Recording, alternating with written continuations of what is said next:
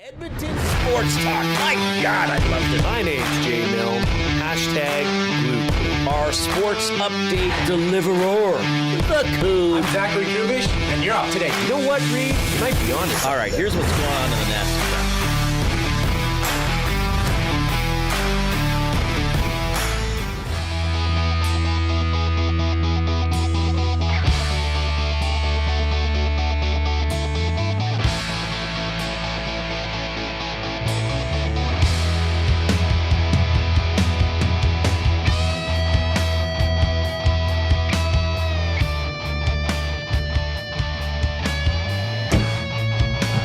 Streaming The Final Frontier.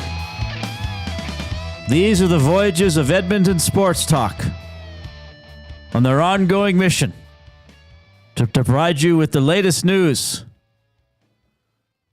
up-to-date scores, and entertainment, and to boldly go where no station has gone before.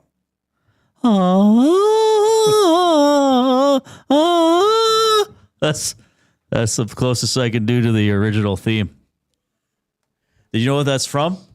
Star Wars. Just close. You got half points. You got one word correct. Is that the song that... Da, da, da, da, da, da, da. Yeah, that's the Star Trek theme. Yeah.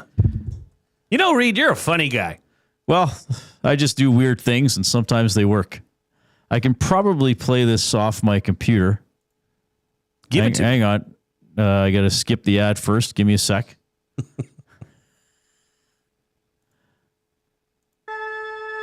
Here it is. Can you hear this, Coop? Space, the final frontier. Oh, that's the ship flying by. These are the voyages of the starship Enterprise. Its 5-year mission, to explore strange new worlds, to seek out new life and new civilizations, to boldly go where no man has gone before. Yeah, there it is.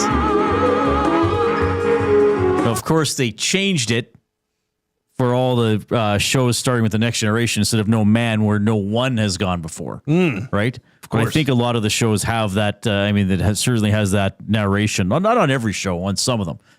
Like Picard did it on Next Generation, and Pike does it on Strange New Worlds. Whose voice is that? That's Shatner. That is? That's William Shatner. It didn't sound like him. You know, I went to follow William Shatner on Twitter once, and he had me blocked.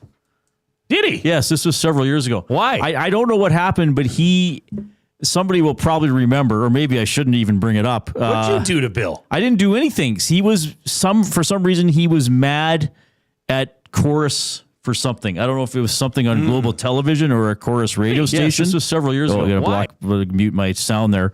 And I guess he or somebody blocked everybody on social media who worked for Chorus. Huh. So I don't know how he would have done that. But I was like, one day I was like, I should follow William Shatner. And I was like, what? How does, to block somebody, you have to not physically go, but you have to make an effort to block their account. No. Can you just auto block people on X? Could I just go, if somebody works for, company X, for Yvonne's Furniture, they're just all I don't know. blocked. I think you have to manually Did you do a mass blocking? But doesn't that feel cool that William Shatner knew you? Yeah, I should. Knew of you? Even if it wasn't under the greatest of circumstances. Well, I don't know if he knew of me. But you were in his head, man. I think he might have been at the Fan Expo, which is coming up next weekend. I think he was there a couple of years ago. But this is the one where you got to pay hundreds of dollars just to... I should have got up and got a picture with him and then be like... Because I still was working for Chorus at the time. Right. He was like, what do you do? I work for Chorus Entertainment. Yeah. Bill. So who's the big guest at the Fan Expo this year? Who's the main attraction? I don't even know. I don't know if I'm going to be able to go. I want to go. But I would never go meet those people just because, again, because of the expense, right? Is this celebrity real? Guests? Elijah Wood, Sean Astin, Billy Boyd, and Dominic. Oh, yeah, they got all the, they have all the Hobbits. And Christopher Lloyd? Christopher Lloyd from Back to the Future. Does Dustin know? Brandon Routh. He should try to get an interview. I think one of the Hobbits was on an Edmonton radio station in the last couple of days. Brandon Routh was in a Superman movie. Who else do we know here? Robert Patrick from Terminator, X-Files, and he's in Peacemaker. Christopher Mintz-Plasse from Superbad and Kick-Ass. Who else? I don't know everybody on here. Dante Basco. Who's Hook? Who is that? What was his name in Hook? The kid that Tim Daly from Wings is here? Wow. Remember Wings? I do. Sandpiper Air, right? Yeah.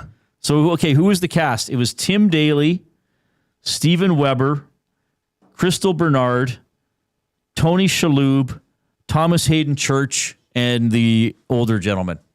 I can't remember his name. Yeah. I remember the show. Wasn't it set in a smaller, like a city airport kind of thing? I think it was supposed to be, or was it kind of like not a rural, but a outpost? So wasn't it like a water? Oh, Nantucket, Tom Nevers Field, a small 2-airline airport in Nantucket, Mass. Not to be confused with Nantucket Memorial Airport. Gager is laughing hysterically right now, so either he's listening to our show or something else happened. Dante Basco is Rufio. I do not remember that. That's from Hook? I saw Hook. I don't remember it. Was it the guy who played McLovin is coming to town? That's right. Well, we're going to have to, Dustin will have to try to get one of the Hobbits on his show next week. I think we'll defer to him for a Fan Expo guest. He should get Christopher Lloyd. Or Christopher Lloyd or somebody. I don't know how much media these do. Was Christopher Mintz-Plasse, was he actually McLovin or was that somebody else? That's him. That's him. Robert Patrick. Sometimes they cancel last minute, but this is not, who's already canceled? Nobody I've heard of.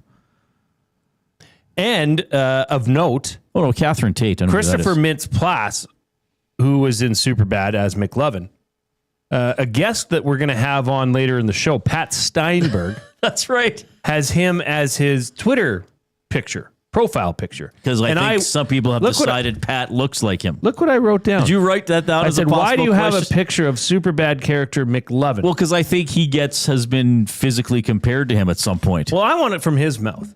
Yeah, we'll get that. But Robert Patrick, that's a pretty big name. On all 4 Hobbits? Well, I think the Hobbits are from the the Lord of the attractions. Rings. Elijah Wood, who's the biggest star out of all. Now, Sean Astin was also Rudy, was he not? Yes. And I think we did a top 3 when we used to do the top 3 sports movies that I'm ashamed to say I hadn't seen. I've never seen Rudy. Billy Boyd, I'm not sure what else he has been in. Dominic Monaghan, he was also in Lost, which is a very popular show. Was he not the drug addicted former band member or former guy that was in a band? I think that was his character in that. So that's anyway. How do we start talking about this?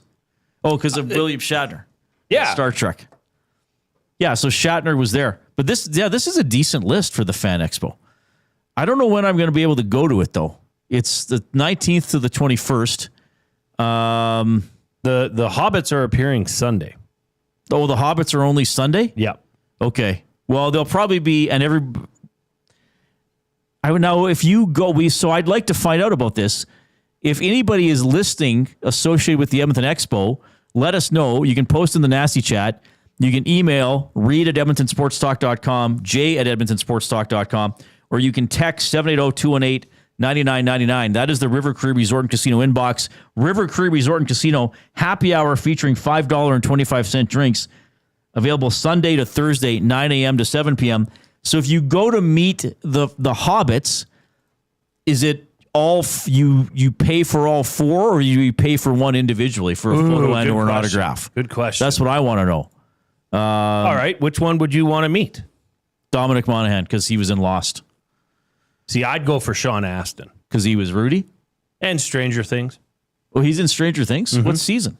I only watched the first season. 2? Oh, I didn't know that. Yeah. I'm not up to date on stuff. JB says, where can I see a Hobbit on Sunday? I've always wanted to see one in real life. That's very well said. All right, we're going to have to try to find out more I think we could have a guest on about the Expo next week. What's going on? What do you do there? We should try. I've gone the last Robert Patrick is 3 years, I think, is going to be there Friday, Saturday, and Sunday. So, I mean, what if we could get him on?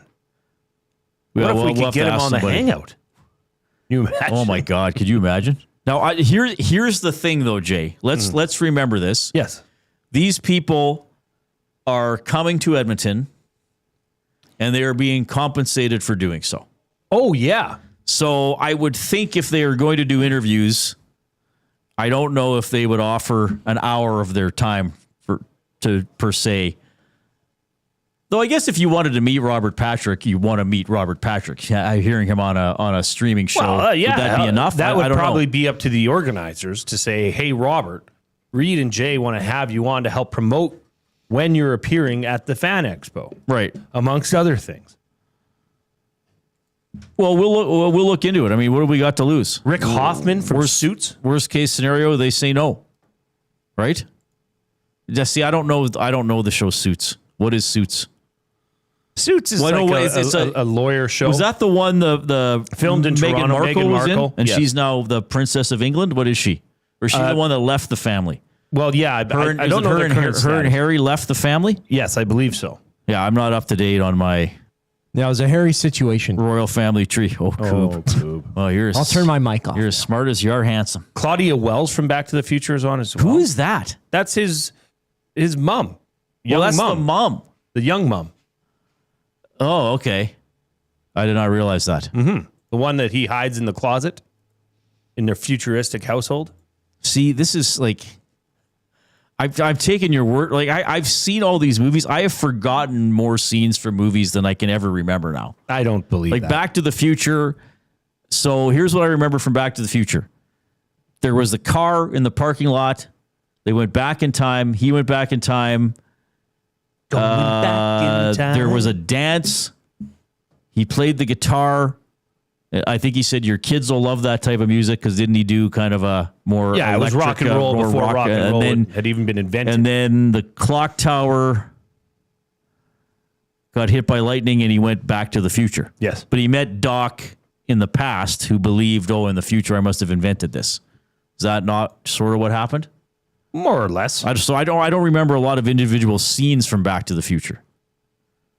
I like Back to the Future 2. I thought that's the one where they went into the future. That's correct. And then Back to the Future 3, they went to the Old West. And didn't Doc stay in the Old West?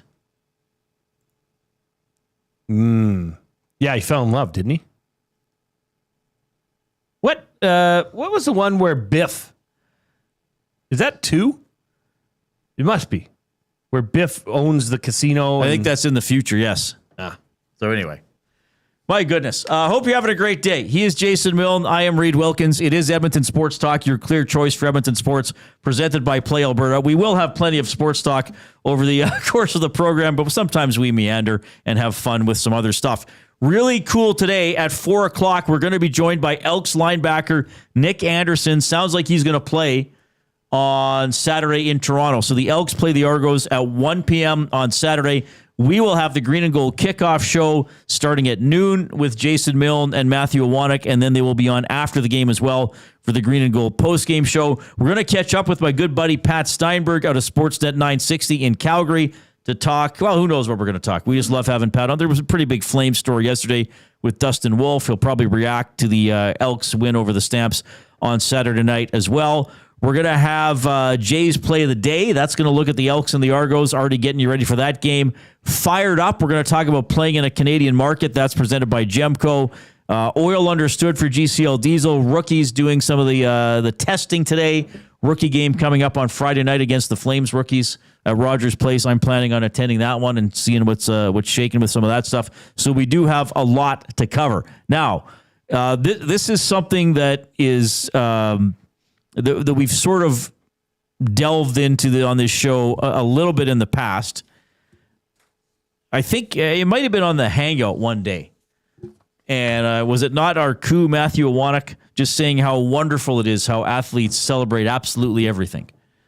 I find, especially watching football, Like you do not need to have a choreographed celebration for getting a first down. You do not have to do a little dance or have a pre-planned arm point for getting a first down. That's your job. I understand it's good to get a first down. I think, getting up and with a little bounce in your step and maybe high-fiving or fist-bumping a teammate is fine. I don't need the let's get up and swing my arm and draw attention to myself. You've done your job as an offensive player. I don't think every single tackle means a defensive player has to pose and flex his muscles. You tackle them. Okay, a little bit. Okay, cool, guys. All right, let's save that for the big plays. What's your take on that, first of all? I'm a time and place celebrator. Or I guess when it's okay for me is, quarterback runs, gets a first down to seal the game. Right? Oh, sure. That's different. Team needs a first down, then they can run the clock out. Big first down, get up, do the point. I'm okay with that. I'm okay with, I know the Elks have done it where not much, but when they have gotten to the quarterback and had a sack, they sometimes do that tumble. Yeah. What would you call that? Somersault? Somersault, yeah. I'm okay with that in celebration of that. But just the routine play that you get a first down. And actually, Reid, to be honest, what ticks me off the most is the touchdown celebrations. The over-the-top touchdown celebration where it's choreographed, you've thought about it. That drives me bonkers. It's just because, okay, you took time out of your preparation this week to plan this. Right. With teammates. You could have been lifting weights. You could have been watching film. But I don't want to poo-poo on all of it. I mean, it's an emotional, especially football. Would you say football is really the sport where this happens the most? Yes, and I suppose it's the start-stop nature of the sport. You have time to do a little something, but I realize there are some plays in football that are more significant than other plays. Okay, you convert in the CFL a 2nd and 22. Maybe you feel you want to get up and point. But, I mean, when an NHL goaltender makes a sparkling save, he and his teammates don't gather. Certainly he might get a pad slap or, a little high five or a fist bump from a teammate, but they don't turn it into like, oh, let's pretend we're building a wall, type of thing. I guess it's become more acceptable in football. But I think the routine first down stuff is too much. The tackle is too much. Was it Teddy Laurent that used to rub his belly when he got a quarterback sack? But he'd kind of do it. That was and his thing. Get back in the huddle. And let's face it, was it not Serezna, his first turn with the Elks? Remember a couple of years ago, the defensive lineman got a sack and somersaulted and knocked the ref over? And got a penalty? Right. I think it might have been Serezna a couple of years ago. Illegal use of body. Yeah. So, you got to be careful too. And now there's taunting. I mean, in the NFL, there was a guy that made a tackle and they kind of flexed in the general direction of the guy he tackled. He wasn't even standing. You can't do that. So, I mean, I know it's exciting, but to me, turn it into your teammates. Hey, helmet pat. Hey, high five. Good job. Okay, what are we doing next? I mean, yes, there are certain plays that might be a little more meaningful where it's going to win you the game. But, a first down halfway through the first quarter, do we really need a guy getting up and it's like, oh, here's a little judo thing I'm miming, and look, I got a first down. Okay, buddy, we get it. Settle down. You did your job. Settle down. Act like you've done it before. Right. I'm okay with things like the Lambeau leap. I think that's... But that's after a touchdown. That's different. Yeah. If you start doing that after first downs.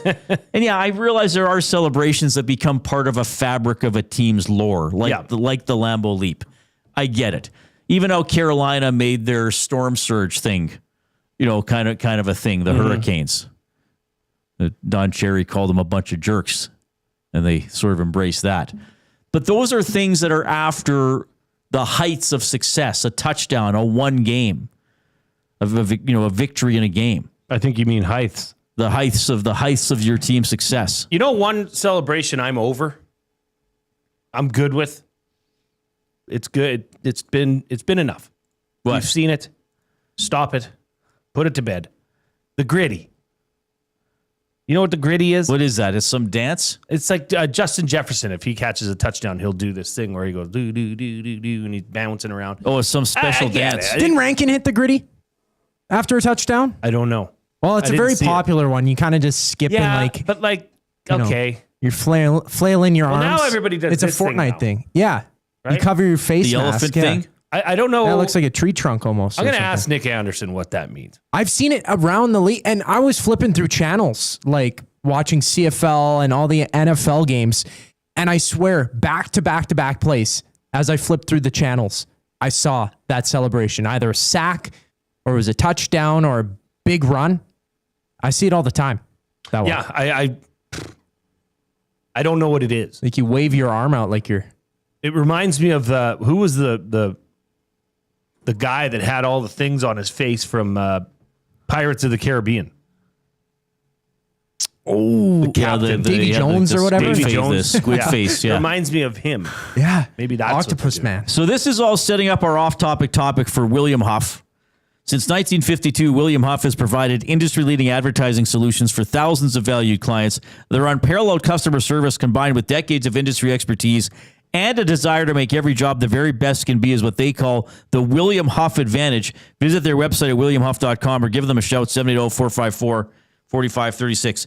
Which celebration are you just tired of? You're over it. Yeah.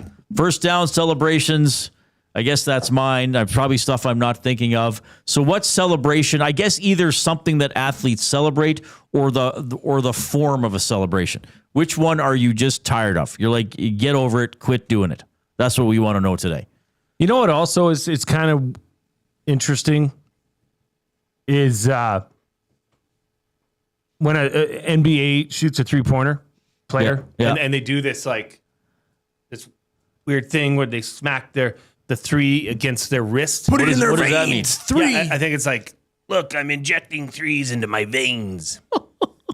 Cool. It's in my blood. It runs in my blood. Yeah. Yeah. You know what this is going to turn into? This is just going to turn into people being angry at us. Ah. Yeah. Are we getting called out? It already is. Oh, like Yeah. what? We're let me guess, Well, that we're curmudgeons. The touchdown celebrations actually aren't big enough. Jasmine just posted, "Get out of here, Jay." I don't know what that's in relation to. Oh yeah, Sheesh edits. I think meaning Wallman. Wallman did the gritty for the Oilers once, didn't he? Score a shootout goal or do something? he didn't do the gritty with the Oilers, did he? Or did it with the did The it Red with Wings Detroit. with overtime. the Wings, like 2 teams it was ago. a big overtime Right. goal, and he got super excited. They used that as promotion on their socials for months after. But that was ended. a He huge did thing. something that ended a game, did he not? Yeah, Or it was near the end of the game. I mean, that's It was an overtime winner. Like Right. Yeah, first time on the ice, somebody did a gritty. I think in the NHL too. So sorry. Yeah, that was with Detroit, not with the Oilers. So what? Everybody here just loves any celebration. It doesn't. Anything's get over great. the top? Just yeah. Well, I guess we have difference of Everything opinions. is the biggest deal in the world. We should celebrate every break on this show. So do you expect? I thought we you guys- did it. We did a segment. We did a segment. Wow. We did our job. Yeah, I mean, golf. Who do you think you are? I am. Like, should Tiger Woods have celebrated every putt like he did when he won the Masters in 2018 with the big, I don't know. Jasmine says that means ice in your veins. Okay. Well, wow. You made a shot. Congratulations. Congrats on doing your job. We should honestly come up with a different celebration for every I see. I wouldn't even. re-entry into the Reid I'm Wilkins so show. focused that I wouldn't even know where to begin. I wouldn't even know enough celebrations to mock them. I'm so focused. But I mean, you're doing your job. Yeah, I'm doing my You job. should celebrate that. Yeah, we should high five every time we come back from break. Okay. Yeah, we're still here. We're doing it. All right, so that is the off-topic topic for William Huff. What Are we celebration? just old though? No, it has nothing to do with age. It has to do with maturity and focus. Well, I guess And I'm being very mature, level-headed. guys, because I'm agreeing with you guys Hey, too. all right. I do like the celebration when it's the big moment and it's a big star player and it's the highlight moment. Like It's when time and Justin place. Rankin It's time and place. made that run. That's when you freak out. You go crazy. Or the Nail Yakupov slide when it was No, probably the biggest goal. that was too much. It was That might have fun, been but that was yeah. too much. The Theo Fleury slide That was different. That was won different. a playoff game in overtime and forced Game 7. Like, he probably didn't even know he was doing it. He probably just was going crazy. Or was it? So McDavid got 1,000 points. You know, he didn't have a choreographed, like, doing, like, instead of the YCM&A, he does the 1-0-0-0 with his body. Or like him, Darnell, and Nuge and Leon all line up and spell out 1,000 with their bodies. Okay, everybody came off the bench. He got 1,000 points. They all high-fived. He was happy. It was almost a form of celebration. Like, could you imagine, like, if an NFL player, like a quarterback, threw for a new touchdown record? Or, like, my God, you'd have to delay the game. The Sunday nighter would turn into the Monday nighter. The celebration would be so long. Here's the thing. Here's the thing. JB, that's a great idea in the nasty chat. Someone throw Reid a beer. Here's the thing. Like, what? Okay, so, like, why do you watch sports then? Well, what a cool. So okay, so you watched the Sunday nighter Bills Ravens. I would say that's literally one of the best NFL games ever played, all around. Like, for the Bills, like the comeback, but it was constant action. It was constant great players making great plays. You know, like Henry had a huge game. The quarterbacks were good. There was a lot going on the field, and then it had a great ending, right? So then you go to work the next day, and you're like, "Hey, did you see how those guys celebrated that one touchdown?" Like, you're not talking about that. This is true. She Shed It says, "What about Ovechkin with the hot stick? Too much."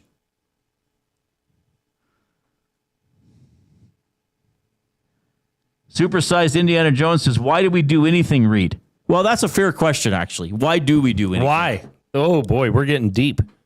It's off-topic topics. Why do we do anything? We should do things that match the magnitude of the moment. Oh, okay. What an idea. You know what? Let me put it this way.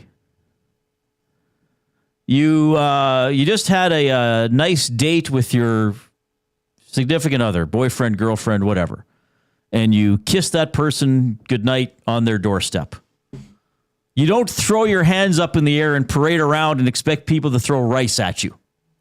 You kiss that person shortly after you're pronounced married. Okay, that's different. Throw your hands up in the air, hoot and holler, high five down the aisle. Yeah, that's appropriate. That's your wedding. Okay?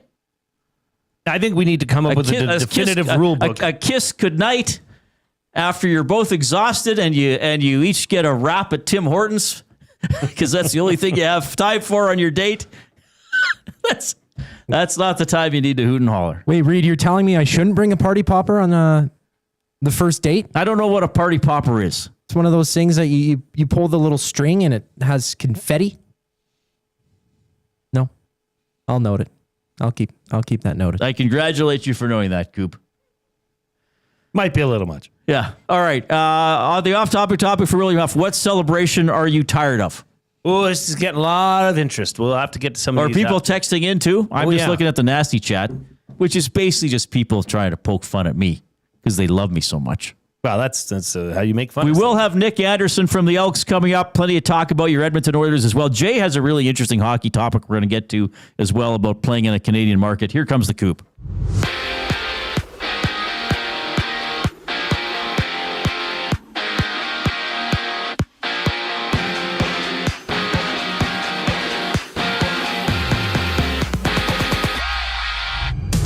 '49ers head coach Kyle Shanahan spoke to the media and was asked if Brock Purdy would be available for Week 2 against the Saints, saying that it's, quote, a long shot.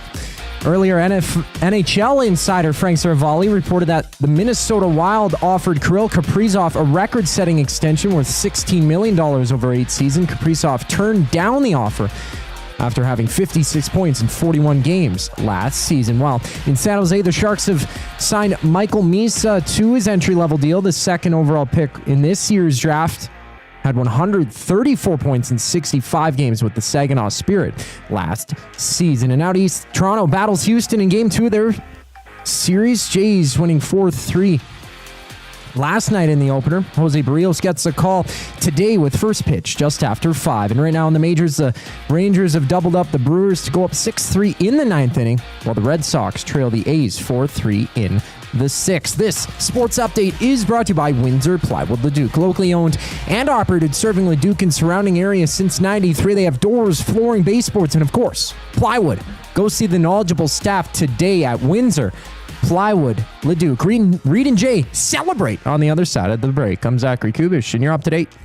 2 guys and a goalie. Cassie, what do you think is the number where this fan base would go, yeah, I'm okay with that with Skinner? 4.5. Yeah, This I was fan gonna say base probably would- under 5. Ooh, really? The fan base would probably be okay if it was fan under base. 5. Skinner wouldn't. It'd be ridiculous too. For Skinner's camp, it probably was at the $5 million number. Now the Wolf signed, you just added another one to that 2 guys number. and a goalie, presented by GS Construction. Tuesday and Thursday afternoons at noon, only on Edmonton Sports Talk, your clear choice for Edmonton sports.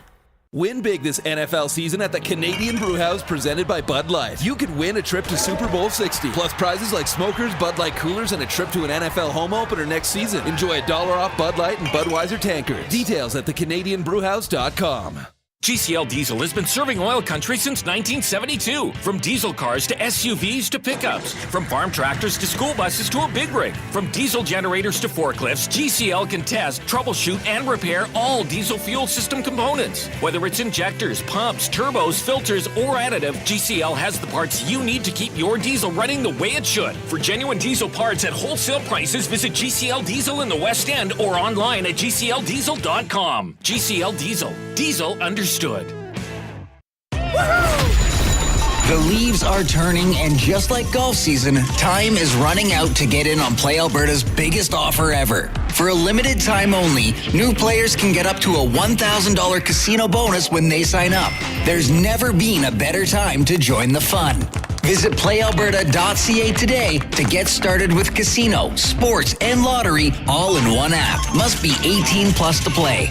Remember, if you gamble, please use your game sense. Back to school? Really?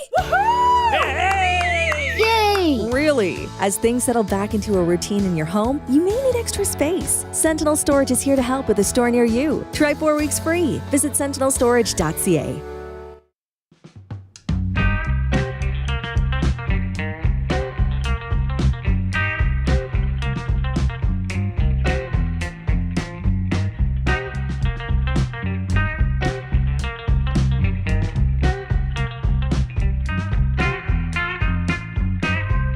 I'm not chest bumping you. I'm a broadcaster. There's no occasion where we should chest bump. You are. I'm not doing You it. are a curmudgeon. Well, why would I chest bump you? For doing your job. I'm gonna get knocked over.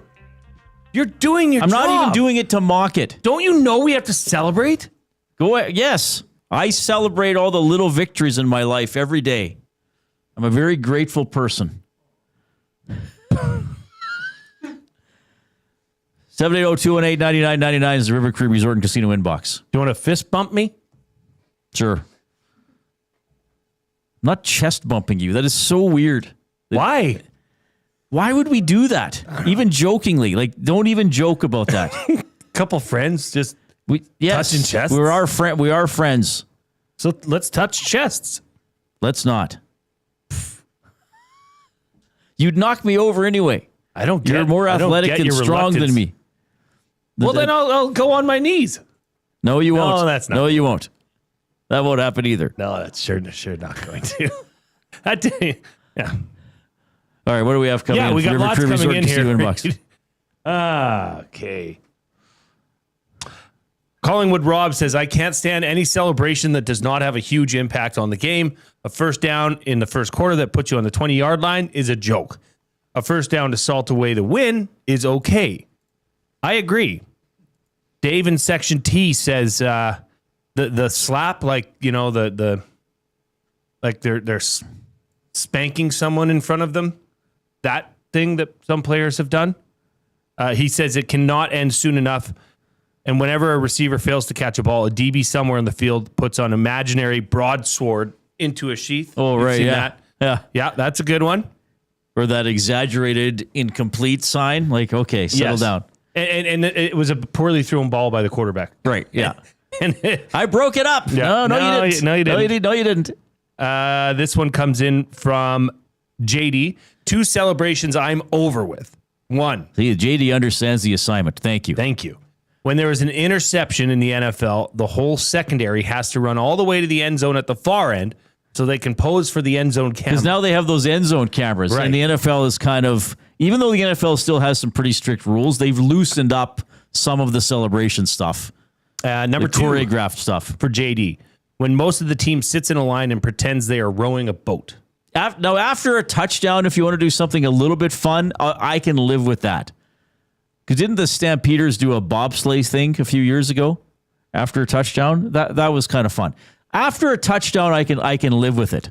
After a first down or something relatively routine, I think to myself, get over yourself. Okay, let's use another great example.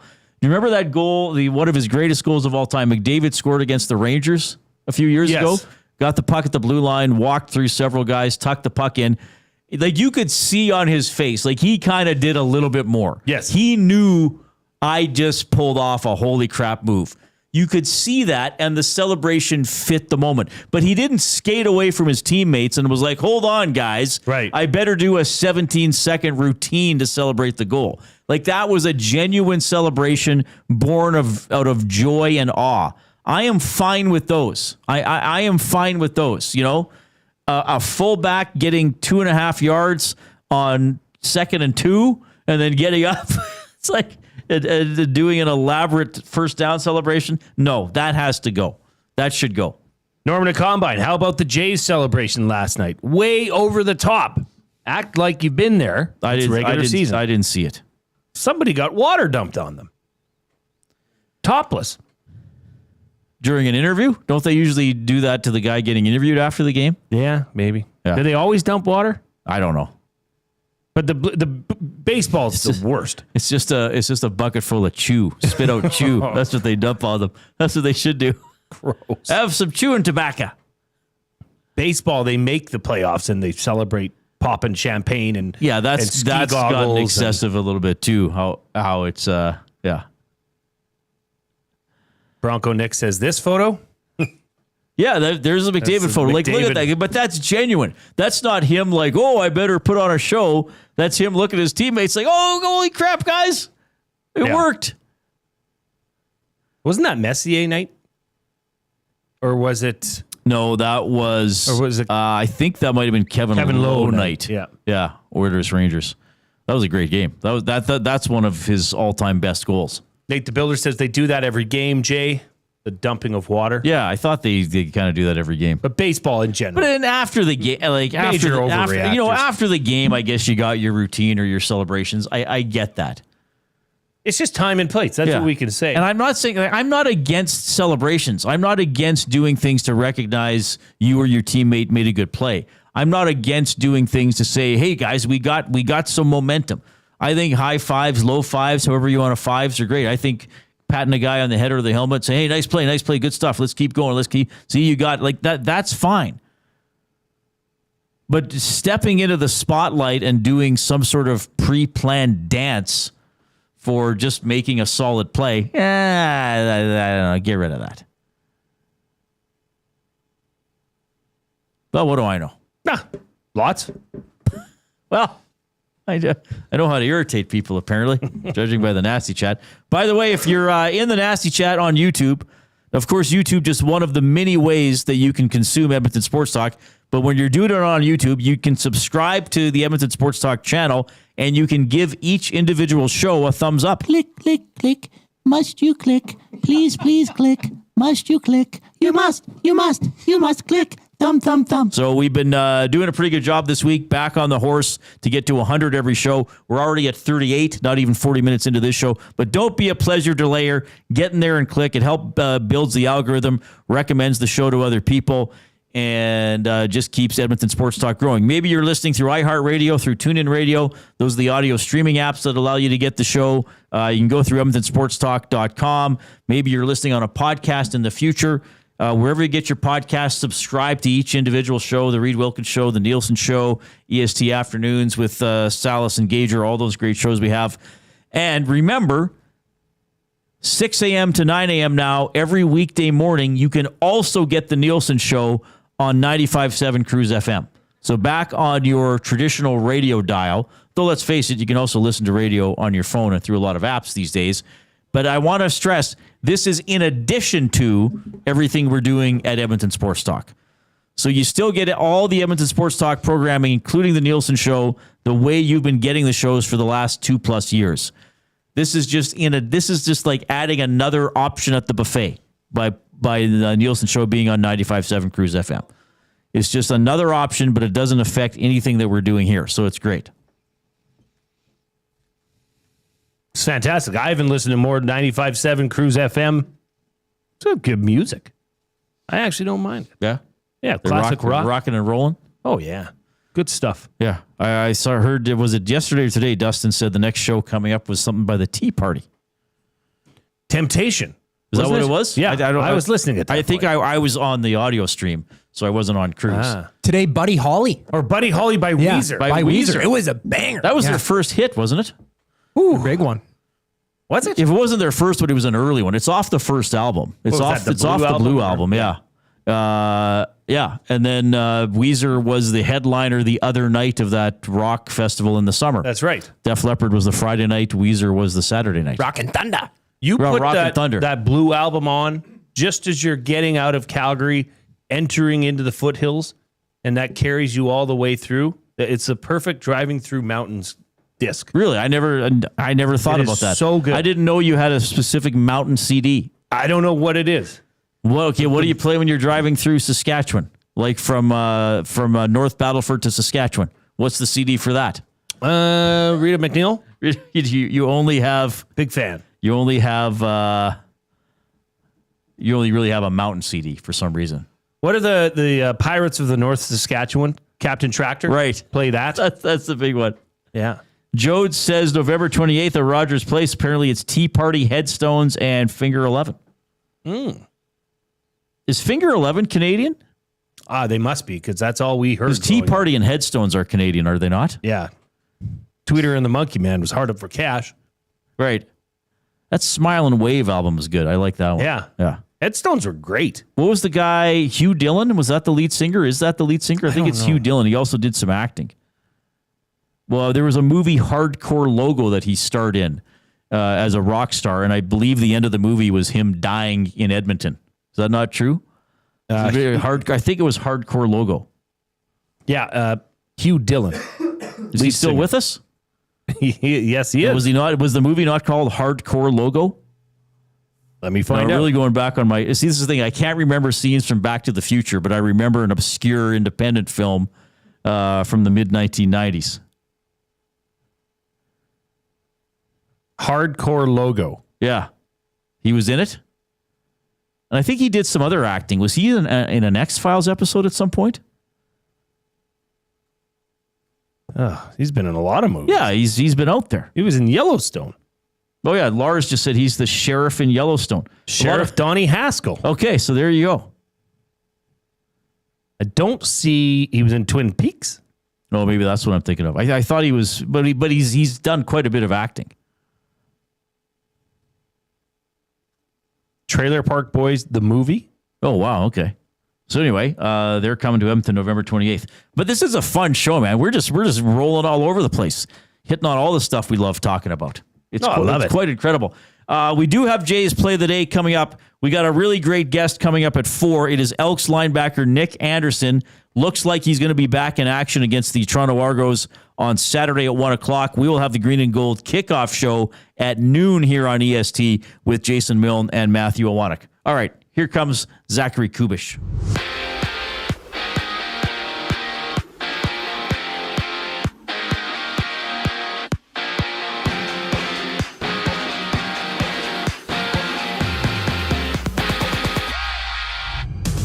From Winnipeg, the Blue Bombers have ruled out 36-year-old Zach Collaros for Friday night's matchup against the Ticats. Collaros suffering a head injury last week in Saskatchewan. Chris Strevler will get the start for the Bombers. Down south, Brock Purdy starting this week is, quote, a long shot according to 49ers head coach Kyle Shanahan, as Purdy is recovering from his shoulder and toe injury he sustained in Week 1's game in Seattle. Mac Jones will play against the Saints if Purdy can't go. Earlier, NHL insider Frank Seravalli reported that Kirill Kaprizov turned down an 8-year, $128 million extension in Minnesota, worth $16 million a season. If signed, that deal would have been the biggest in NHL history. MLB action, it's Toronto and Houston rematching. Jose Barrios takes the mound for the Jays. First pitch at 5:07. Right now, 3 games are underway. Entering the 8th inning, Boston trails the Athletics 4-3, while the Twins and Angels are tied at 1 apiece in the 6th. This sports update is brought to you by Advantage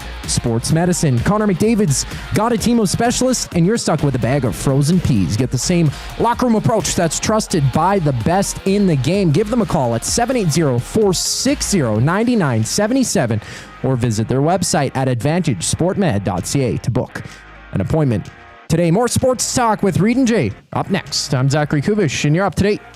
The Oil Stream. Okay, so Connor McDavid could become the biggest free agent in the history of the sport. Now, if McDavid ends up signing, Kaprizov could look at it and go, wait a second, that could be me. Yeah. Like, I could be the guy going to unrestricted free agency, and teams could be lining up for me, and I could possibly bring in more than McDavid just got, because it would be an open market thing as opposed to a negotiating with the Minnesota Wild. The Oil Stream, presented by Boston Pizza. Monday, Wednesday, and Friday afternoons at noon. Only on Edmonton Sports Talk. Your clear choice for Edmonton sports. Gallo LLP is an Alberta-based accounting firm with expert chartered professional accountants in both our Edmonton and Sherwood Park accounting firms. Our experienced and innovative accountants provide financial advice that saves our clients money. Simply put, we help our clients protect their assets and grow their businesses. At Gallo LLP, they go beyond the numbers to ensure the continued success of your business. Reach out to Preet or John to discuss how they can help your business grow. Visit gallollp.ca today and see how they can help you take your business to the next level. Everyone knows when you need a truck now, you call Dawn. That's right. You call us, Frontier Cartage, when you need driver coverage or have a truck that's down. You call Dawn from Frontier Cartage. When you've got way more freight to move than you thought. You call Dawn from Frontier Cartage. When you need a truck that's available and ready to start anytime you need. You call Dawn at Frontier Cartage, 587-222-5826. 587-222-5826. Looking for quality building materials and friendly advice? Visit us at Windsor Plywood Leduc, family owned and locally run since 1993. From interior materials for doors, flooring, baseboards, and all the finishing touches to all you need for your outdoor projects like cedar lumber for decks and fences, plus all the plywood you'd need. Our full-time on-staff carpenter can help with anything odd-sized or custom, and from domestic hardwoods to exotic selections, we've got you covered. And if we don't have it, we'll track it down for you. Windsor Plywood Leduc. We're the experts you need to know.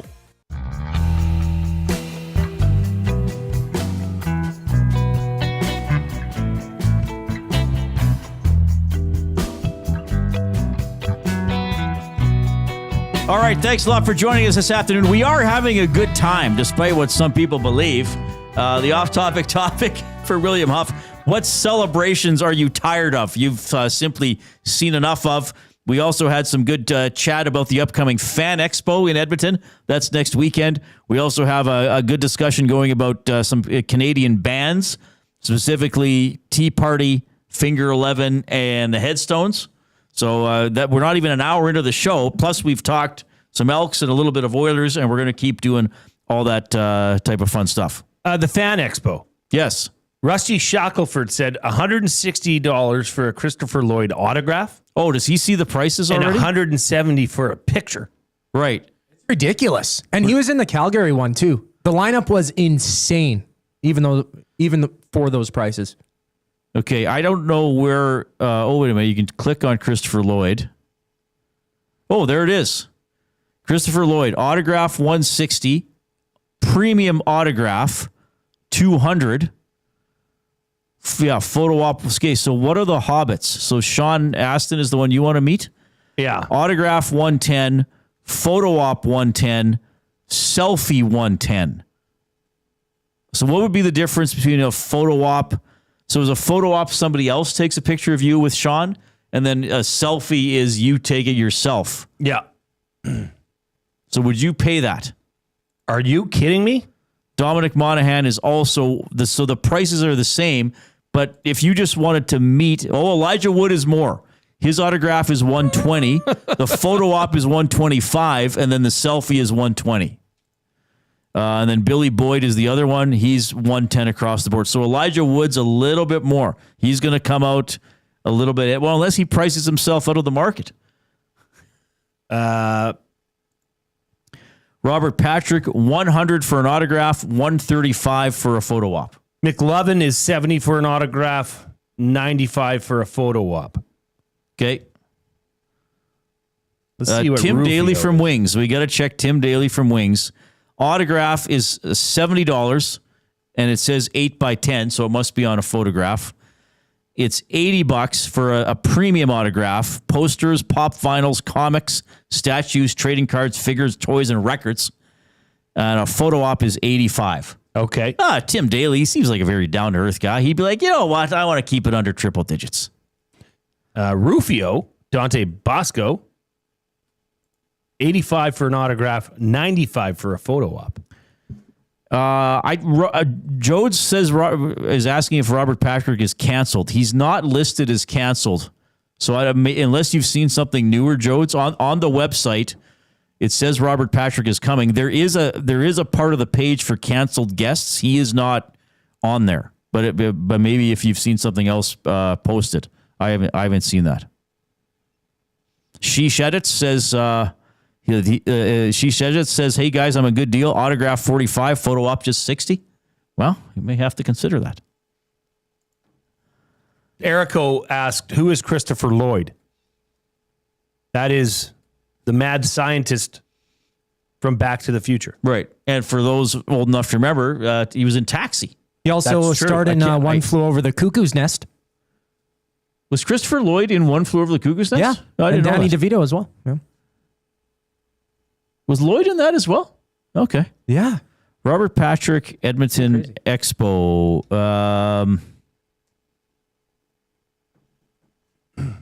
Yeah, I don't see anything about him canceling Jodes, but I could be wrong. Maybe you've seen something, but on the website he's still listed as coming. So anyway, wow, this is fun. This is what I love doing the show. We just do stuff. Christopher Lloyd played Max Tabor in One Flew Over the Cuckoo's Nest. Good one, Coob. I did not know he was in that. I have seen that movie. All right, we better get to this here before we keep meandering too much. It's Jay, it's play, he's Jay, it's today. It's Jay's play of the day. It's Jay's play of the day. Jay's play of the day. All right, it is Jay's play of the day for Play Alberta. Why limit your choices when you can have it all? Play Alberta is your go-to app for casino games, sports betting, and lottery, all in one place. With easy access to real money games, you can enjoy everything Alberta has to offer right at your fingertips. Download Play Alberta now and start playing today. Well, we're sticking in the CFL. We're gonna get in early on your Edmonton Elks.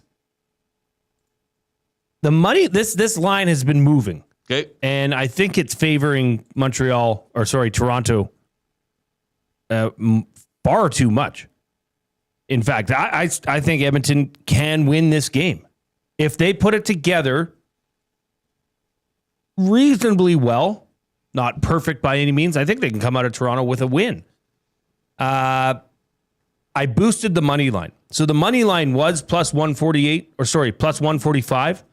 They boosted it to plus 178. Oh, really? Elks win plus 178. That is a sprinkle all day. Straight up win? Straight up win. That's it, bruh. Straight up now tell me it's going to be you and me together. Oh. Yeah, fantastic. So you will not find these boosted odds anywhere else but on playalberta.ca. Click on sports, click on ESC specials, show Jay's play of the day, Edmonton Elks to win, money line boosted plus 178. And don't forget, always use your game sense. Oh, I'm doing this right now. EST specials. There it is, Jay's play of the day. That's you sprinkle that. Yeah, why not? Well, they're hot. And don't forget, use promo code EST Sports. With a $50 deposit, you get a $50 free bet. I mean, that would be That would be amazing to hit that on a $50 free bet. Well, yeah, that'd be incredible. That'd be pretty good. So yeah, head on over, playalberta.ca. It's Jay, it's play, he's Jay, it's today. It's Jay's play of the day. It's Jay's play of the day. Jay's play of the day. All right, presented by Play Alberta. Appreciate that. Yeah, playalberta.ca. A lot of cool stuff there generated by EST staff and listeners, right? We have some stuff listener generated. Jode's clarifying in the nasty chat. Jode says Robert Patrick had to bail last year, so Jode's was just mixed up with that. So yeah, we're pretty sure Robert Patrick is coming this year, and Christopher Lloyd, into a Terminator, as also noted in the nasty chat, was the villain in Who Framed Roger Rabbit. Oh yeah, that's right. Remember his eyes bugged out? Right. Yeah, he's had a lot of really cool. How old is he now? Let's see, Wikipedia. Christopher Lloyd is 86 years of age, set to turn 87 on October 22nd. Speaking of birthdays, can I shout out my dad quick? Oh, absolutely. My dad is 81 years of age today. Happy birthday, Bob. Happy birthday, Bob. Yeah, he's probably like, whatever. Did he say, I don't want anything for my birthday? I did not get him anything for his birthday. You got him a card. I made him a card. That's it. I made him a card. So I take the folders. Right, are they manila? What are they called? Vanilla? I take a vanilla folder. The manila. The standard beige folders. Yep. And because I have a bunch of folders that I used to use when I was like years ago. I was the treasurer at my condo association. So I have like the month written on there. So I cut off the tab with the month and I make a homemade birthday card or anniversary card or something for some people in my life. And I've lately found a YouTube site that shows you how to like draw superheroes, like kind of with the big head style. So I'll follow those videos along and draw something in the cards. And I mean, my dad knows he's getting something like that. I think he will be surprised at the characters who are in it, though, this year. Okay. Yeah, I don't want to say who they are. Can't tease anything? No, I don't want to. Oh, yeah. Well, why spoil it? They're both good at biting. Let me put it that way. Okay. Yeah. Interesting. We, of course, are coming to you from the Banquet Studio. Craving a late night snack? Check out the Banquet's new late night happy hour menu. Sunday to Thursday, 9 p.m. until close. Enjoy favorites like sweet and spicy lettuce wraps or the Banquet burger at happy hour prices. The Banquet. Get real. Play hard. All right. Nick Anderson, linebacker for your Edmonton Elks. How's he feeling? Is he ready to go? He had an interesting tweet after the win over Calgary. We're going to dive into that, too. That's all coming up after the 4 o'clock break. The Lock Shop. All right, well, here's my fellow partner in disrespect as the Lock Shop, once again, doesn't finish as a top 4 finalist for Show of the Year at the Estes on Edmonton Sports Talk. I guess we're kind of getting used to this. Yeah, well, I mean, listen, the disrespect is real. You know, I'll be the Susan Lucci of Edmonton Sports Talk. That's what I just said. I said the Lock Shop is the Susan Lucci of the daily lineup. The Lock Shop, weekday mornings at 11, only on Edmonton Sports Talk. Your clear choice for Edmonton sports. World-renowned top psychic medium and the star of Meet the Frasers, Matt Fraser comes to River Cree Resort and Casino on September 12th and 13th for a couple of special live shows. Join Matt for 2 nights of healing, hope, and laughter. Matt has become a trusted figure for people seeking closure, guidance, and connection with their loved ones. Don't miss Matt Fraser live at River Cree Resort and Casino September 12th and 13th. Both shows are 18+. Get your tickets now at rivercreeresort.com. Lobsterfest is back at the Canadian Brewhouse. Saturday, October 4th at 6 p.m. A pound and a half of fresh Atlantic lobster with all the fixins for just $49.99. Pair it with a stein of Alexander Keith. Details at thecanadianbrewhouse.com. Weiss Johnson, whoa. Looking for a smart alternative to heating and cooling your home? Hi, Dennis from Weiss Johnson, your cold climate heat pump specialists. We'll explain how Trane heat pumps offer a reliable, cost-effective heating and cooling solution. Order your Trane heat pump now and take advantage of the Canada Greener Homes Loan Initiative. Trane, it's hard to stop a train. From the most experienced HVAC company around, family owned and operated for nearly 50 years. Visit weiss-johnson.com. You've heard the name, but what does it mean? For over 66 years, William Huff Advertising has supplied signage from screen printing to digital to LED with design, production, and install in-house. It's a one-stop shop for all your signage needs. Edmonton owned and operated, William Huff has been trusted by the biggest companies and teams in the City of Champions and many others across the country to do the job. If you're looking for a way to get the word out about your company or event, they are the answer. Go to www.williamhuff.com. Their results speak for themselves.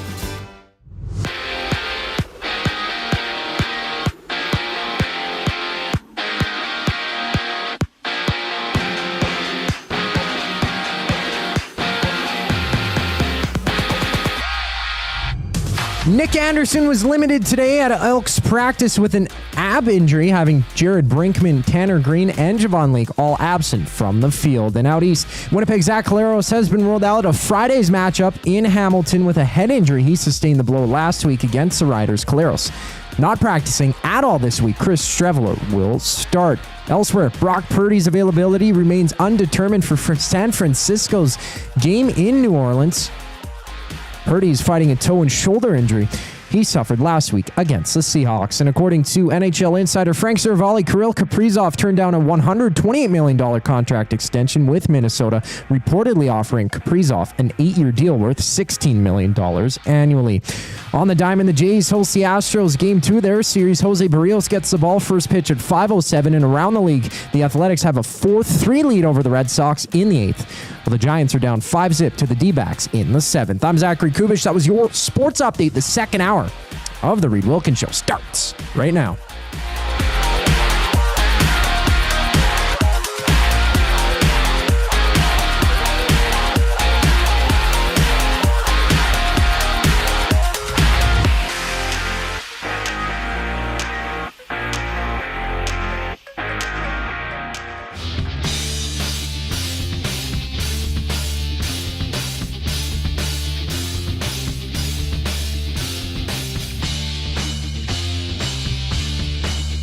You know, I just love doing this show. I hope you do too, Jay.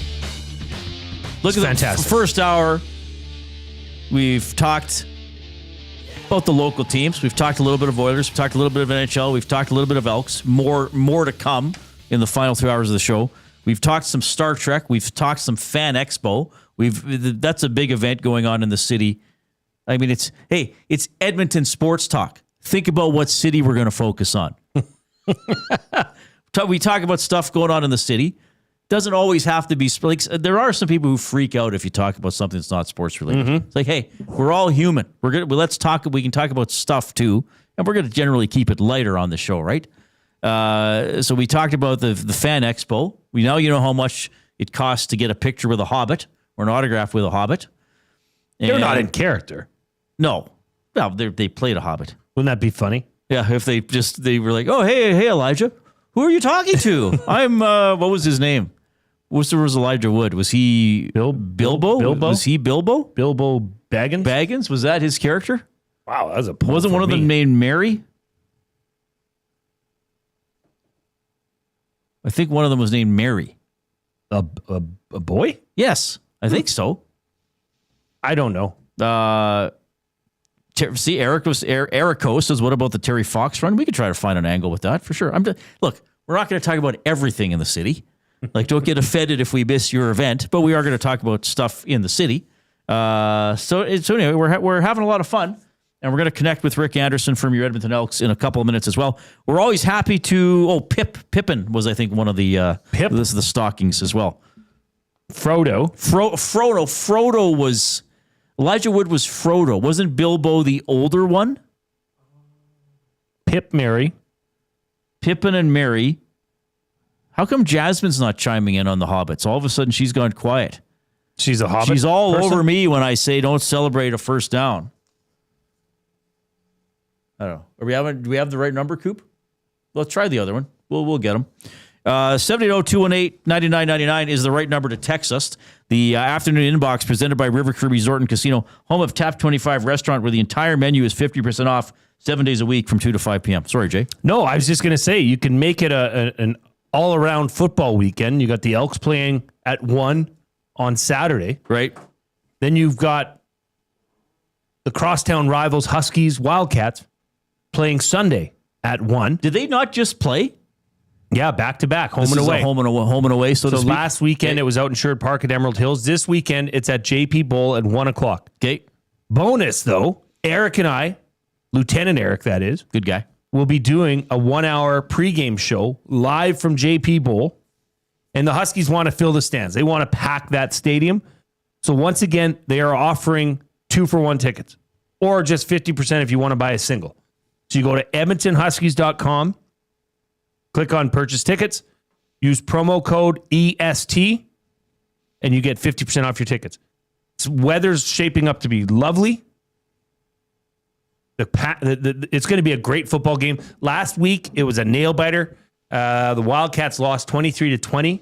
Wildcats missed a last-second field goal to try and tie it. And didn't they catch up? Yeah, it was a lopsided game early, but the Wildcats came back and made it interesting. So I expect nonetheless here. So come hang out with Eric and I Sunday.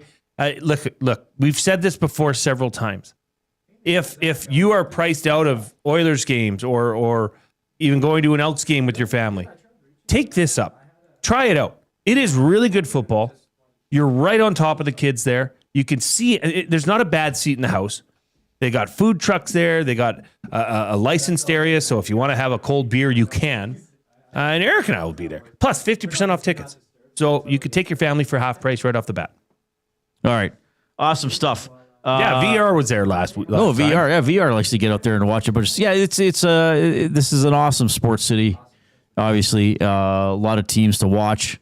University sports is often right. The Bears have already played a couple of games. We got Nick Anderson? Okay, perfect. Welcome back to Edmonton Sports Talk. Elks linebacker Nick Anderson. Nick, you're on with Reid and Jay today. How are you doing?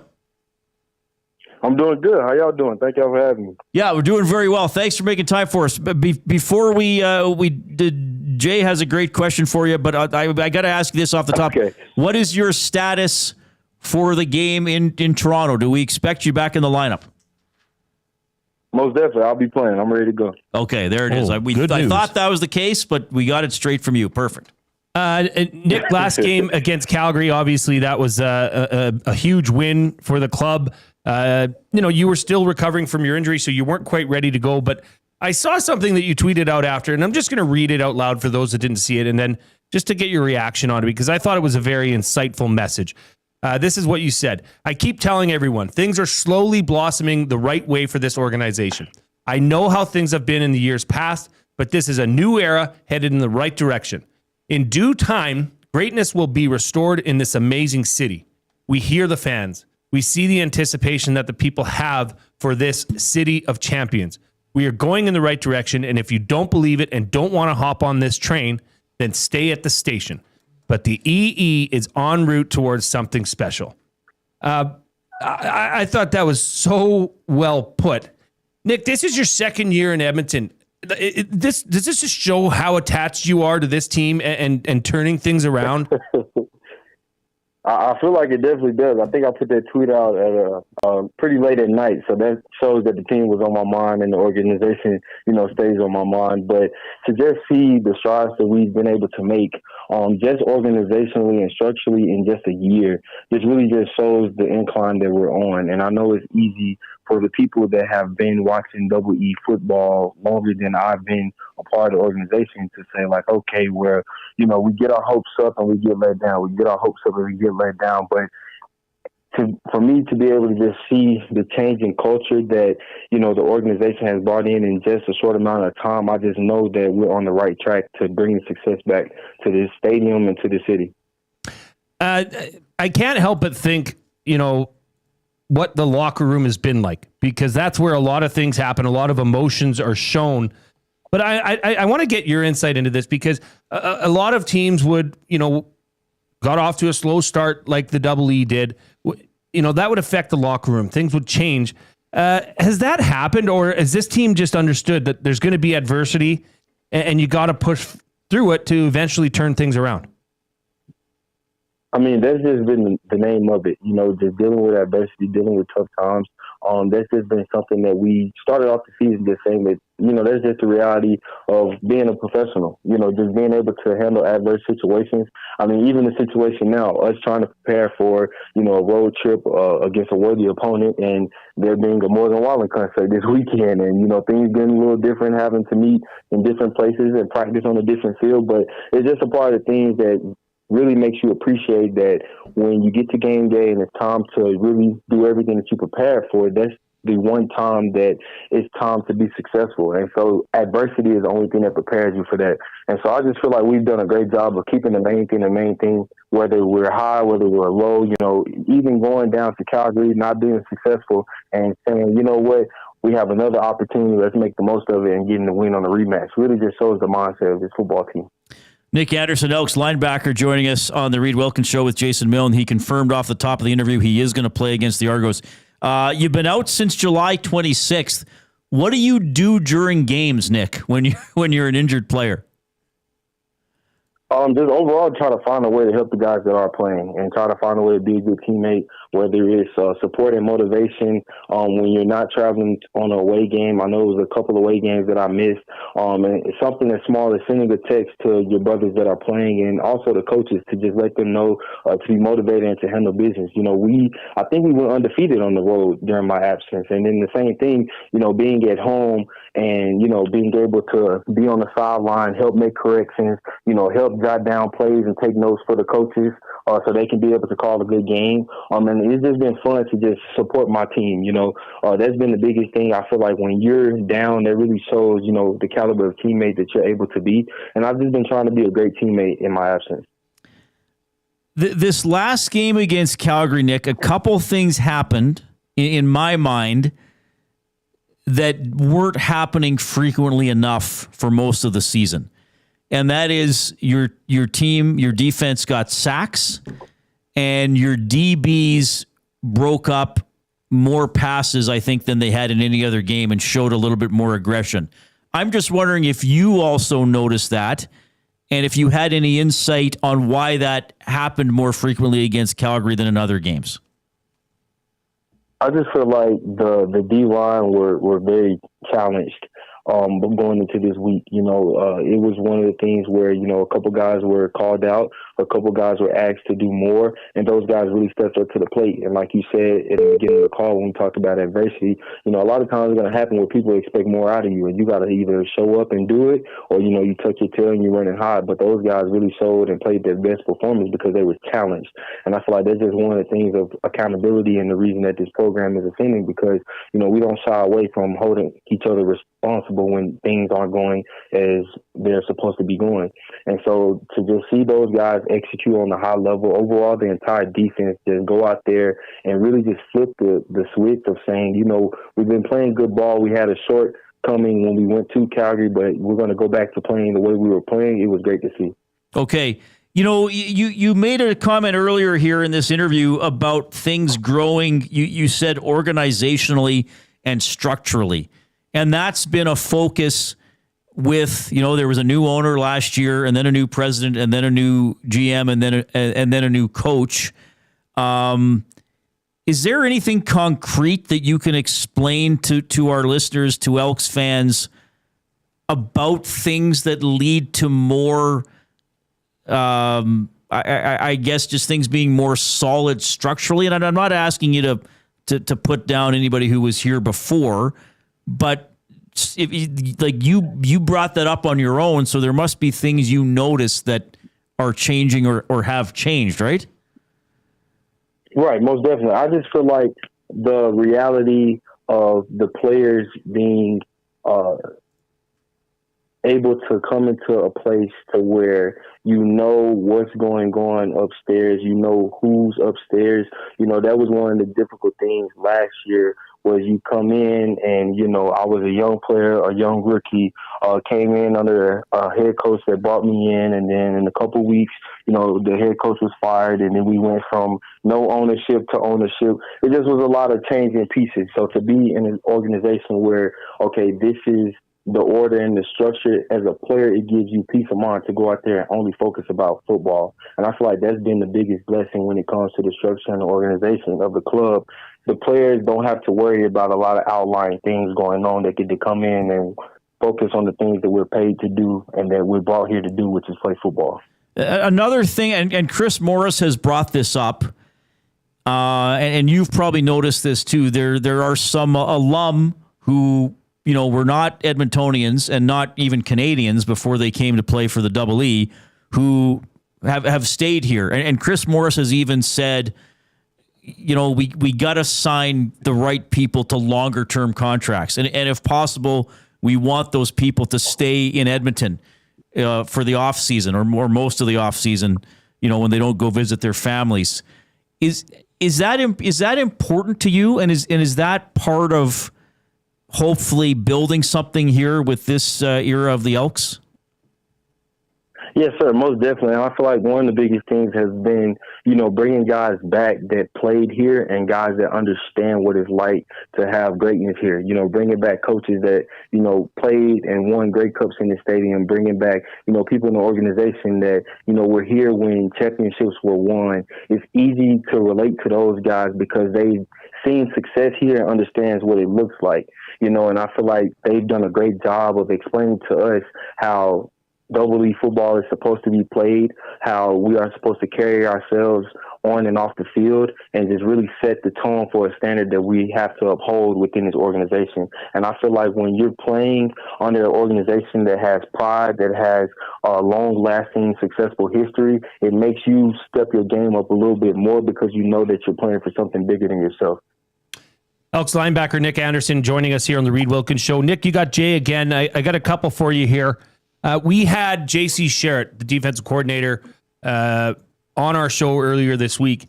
And I got to say, and I want to know your thoughts on this, because I feel as though J.C. has continually improved throughout this year. This is his first year being a defensive coordinator in the CFL. It's no small task.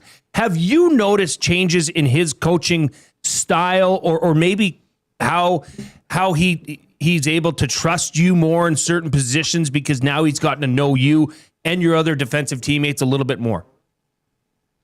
Most definitely. I mean, I actually sent a text to JC on Sunday after the game and told him that it was, I'm going to tell you verbatim what I told him just a second. I text JC after the game and I text him, man, coach, you called a hell of a game. It was amazing to watch for real. And I feel like as a player playing the game, you're not able to really see the sequence in which coaches are able to call plays based on certain situations and the things that they see. But me being able to be on the sideline and be in his hip pocket every single series, I was able to see how he was able to make adjustments, how he was able to, draw things up on the sideline, put guys in the right position. And it was just mesmerizing to see, that aspect of it. Because as a player, it's like, okay, the coach called the play, we executed. But to be on the sideline and actually see what went into his thought process, into putting us in the best position to succeed, man, it was amazing to watch. And I had to text him after the game and let him know, that I appreciate, that aspect of it, because if you don't witness it from that standpoint, you don't understand. Well said. Yeah. We know you attended and played for at Tulane, the Green Wave, who are off to an incredible start, 2-0. Two questions here. Are you able to keep an eye on them and stay up to beat on them as to what's going on during the season, because you play at the same time? And Reid and I are going to do a fun exercise here in a little bit, and this kicked it off. Was the name of Tulane being the Green Wave? So I'm going to quiz Reid later in the show on some less heard of NCAA Div 1 team names and see if he can get them. But why is Tulane called the Green Wave? Just overall, that's just always been the name for our school. Like, that's our thing, Roll Wave. The Green Wave is just, it's just been our name since as long as I remember. And we actually have a mascot called Riptide. That's a pelican. But just being in New Orleans and being close to the Gulf and the Mississippi River, that's just where the name comes from. But I keep in touch with Tulane all the time. I feel like, that was my first home when it came to just, playing for something bigger than myself. I won a championship there. I was a team captain there for 3 to 4 years, and just enjoyed every minute of that. Even in the off season, I go back and, visit New Orleans and go speak to the team and the coaches that's there, simply because I was able to really establish, a true legacy there. And I love that school with all my heart. The fans still support me to this day. And it's just that's home. That's always home. Nick, we appreciate what a passionate guy you are. I mean, you've proven that on and off the field with the Elks. Thanks for being on the show and so well spoken. We've hit you with all the hardcore questions. We're gonna have just some quick fun with the last couple. Okay, I know you got the personality to roll with it. You mentioned Morgan Wallen. I think he's got 2 shows Friday and Saturday. I got to be honest with you, Nick. I couldn't name a Morgan Wallen song. I don't think I'm the demographic for that. But musically, if Nick Anderson is picking the music in the locker room, or you got friends over to watch a game or hang out, what is Nick Anderson playing on his CD player, if you know what that is? If I'm playing an album, I'm really a jack of all trades. I listen to everything, which is why I listen to a little Morgan Wallen. I listen to a little Shabuzi. You know, I may throw a little R&B in there, you know, a little Mariah DeSantis, a little, you know. So, but yeah, overall, I feel like I'm a jack of all trades. I'm playing a little hip-hop, a little rap, a little country, a little R&B. So I'm all over the place with it, man. I love music. Okay. Now, next time you come to our station to be on a show, I'm going to introduce you to a little band called Def Leppard. We'll see if you like them. And we're having fun with a topic today. We were asking our listeners, what celebration are you tired of? Because I think that there are some certain receivers and running backs in pro football, both sides of the border, who go a little over the top when celebrating a first down. It's like, that's your job. Like, you got a first down. You don't have to have a choreographed routine. Are you with me or not? Like, what do you think when a receiver gets an 8-yard gain for a first down and he's swinging his arms and pointing everywhere? I mean, obviously, as a defensive player, it's annoying because it's like a receiver could get, you know, blasted on a 3-yard catch for a first down and get up and point the finger down the field and say, move the sticks. But not going to lie, if I play receiver, I probably would do the same thing.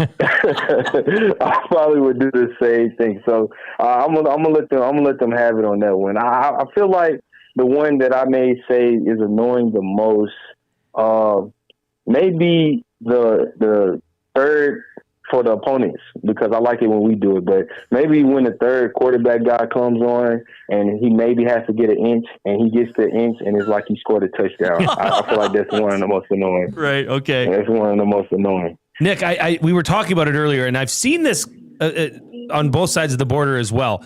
And I know we're not on video, so I'm just going to have to explain this to you. But because I've seen Javon Leake do it, I've seen other players in the CFL. It's where you put one hand to your face mask, and then you extend your opposite hand, and you kind of flap it like an elephant. What is that called, and what are you saying to the team that you're doing that to? That one is, I think everybody got that one from Cam Ward, the first overall pick in the draft last year. He started that celebration when he was at Miami, and that celebration basically was taunting the opposing defenses by saying that they stink. So that has been a celebration that has definitely gone viral. I may do that this weekend when I make a tackle, just to have fun with it. Well, Nick, thanks for being so generous with your time. You're an awesome interview, and obviously you're a great player. So it's good that you're going to be back on the field against the Argos here as the Elks push for a playoff spot is very much alive. Really appreciate your time. Most definitely. Thank you for having me. God bless. There's Nick Anderson, Elks linebacker, checking in. So we confirmed it. We were pretty sure, but we got the confirmation straight from him at the top of the interview. He is playing against Toronto. Hasn't played since July 26th. I mean, man, he is something to talk to. Oh, very well spoken, very, very passionate. I mean, you heard his passion about the Elks, about Edmonton, and then Tulane, his alma mater. Sharing a text he sent to J.C. Sherritt, his defensive coordinator, after the win over Calgary. You called a hell of a game. It was amazing to watch for real. Do you think he typed out for real? No, I bet he did FR. They say FR. Yeah, I thought that was short for from. But that was excellent. And, you know, there's a lot of talk about change the culture, a culture shift, all that kind of stuff. And I'm glad he explained what that means to him, right? Because I always will sort of, if someone, you know, if a team loses a game or Oilers or Elks loses a game and somebody's, the bad culture. I'm like, you know what? Not every team that loses or has a tough stretch has a bad culture, you know? So what did he say? Last year, a lot of questions, coaching changed, owner changed, and the ownership change necessarily wasn't bad, but still as a player, you can be like, okay, what's going on here, right? Yeah. I mean, he's still relatively new to Edmonton. What's happening? Now he gets that sense. The people who are here, to stay, especially if they keep performing and the team does keep building. So he sort of outlined what that meant to him. Well, and this is somebody that's obviously done their homework, has obviously looked back on the history of this club and the organization and its greatness. So for him to get that so fast and to say it so eloquently, I just thought that was just amazing. You don't get to see that often. And yeah, like you said, he read us the text. Yeah. I mean, that was really cool. That was really cool. That was Nick Anderson from the Edmonton Elks. So the Elks heading out to play the Argos, 1:00 Mountain Time on Saturday. We will have the Green and Gold kickoff show with Mr. Milne and with Matthew Iwanek at noon on Saturday. We are coming to you from the Banquet Studio. Celebrate your birthday at the Banquet Bar. Amazing drinks, great vibes, and unforgettable memories. Book your party today at thebanquetbar.com. We got the Oil Understood coming up. We got Fired Up for Gemco. My buddy Pat Steinberg out of Sportsnet 960 in Calgary will visit with us. Here comes the Coop.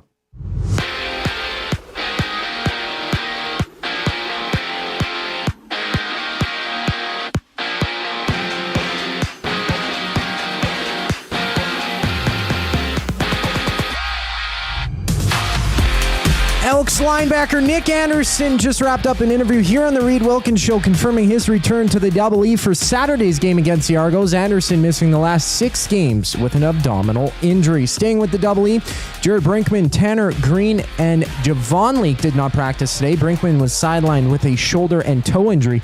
Green due to a knee injury, while Leake was sick. Meanwhile, for the Bombers, Chris Strevler gets a start in Hamilton this week as Zach Collaros recovers from a head injury. Collaros has not practiced all week after he suffered the injury in Saturday's game against the Riders. In the NFL, the 49ers might be without Brock Purdy this weekend, with head coach Kyle Shanahan saying that his availability against the Saints is, quote, a long shot. Out east, Toronto battles Houston in Game 2 of their series. Jays winning 4-3 last night against the Astros. Jose Barrios gets the call today. First pitch just after 5, and 2 games are live right now. The Twins and Angels are tied at 3-3 midway through the 8th. This sports update is brought to you by Windsor Plywood Leduc, locally owned and operated, serving Leduc and surrounding areas since '93. They have doors, flooring, baseboards, and of course, plywood.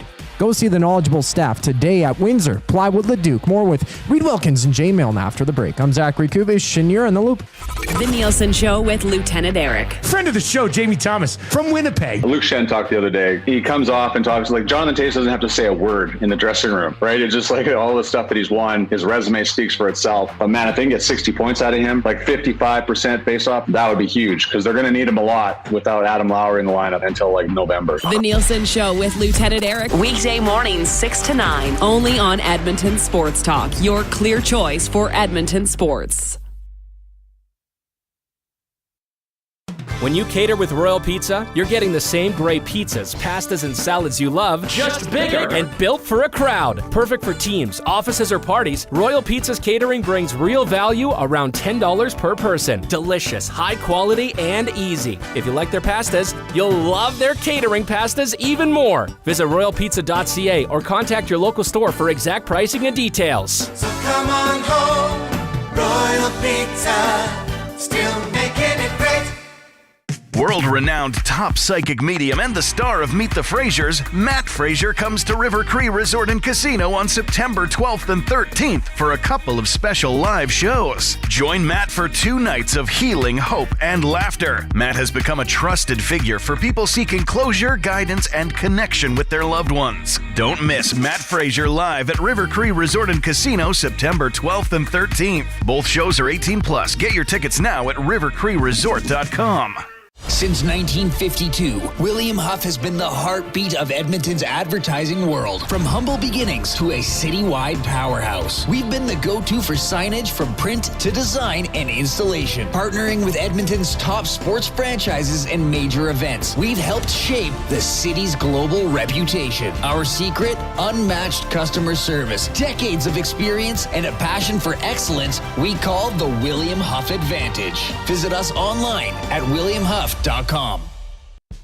September is here. Although summer's entering the 7th inning stretch, the Jays are in full swing. Be ready for the baseball playoffs, and when the fall season arrives, create space with Sentinel Storage, official storage provider of the Toronto Blue Jays. Try 4 weeks free. Details at sentinelstorage.ca.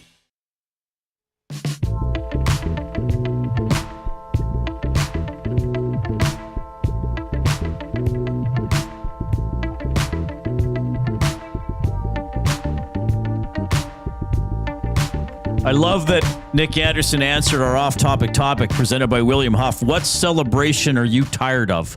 He made a good point. I'm surprised you and I, in our curmudgeonness, didn't think about that. Yeah. The third-string quarterback in the Canadian Football League runs on the field with his team facing 3rd and 2 inches. And he falls forward to get the first down and jumps up and down and runs off the field like he's celebrating a touchdown. That's a good point. Very good. Nick said the receiver's getting a first down. He said it's annoying, but he said I'd probably do it if I were a receiver. But he said the celebrating a short gain on a quarterback sneak to get a first down, that's where he draws the line. Yeah, just get off. I like that, yeah. We did have a limerick come in. Oh, let's do it. From Library Pat. Oh, good. It's a Lord of the Rings limerick. Uh-oh, I hope we get the references. Tolkien movie's worth a look.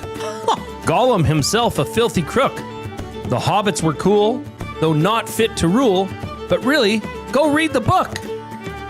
Yeah, why not? Well, Library Pat. Why not say that? Get it out of the library or on your Libby app.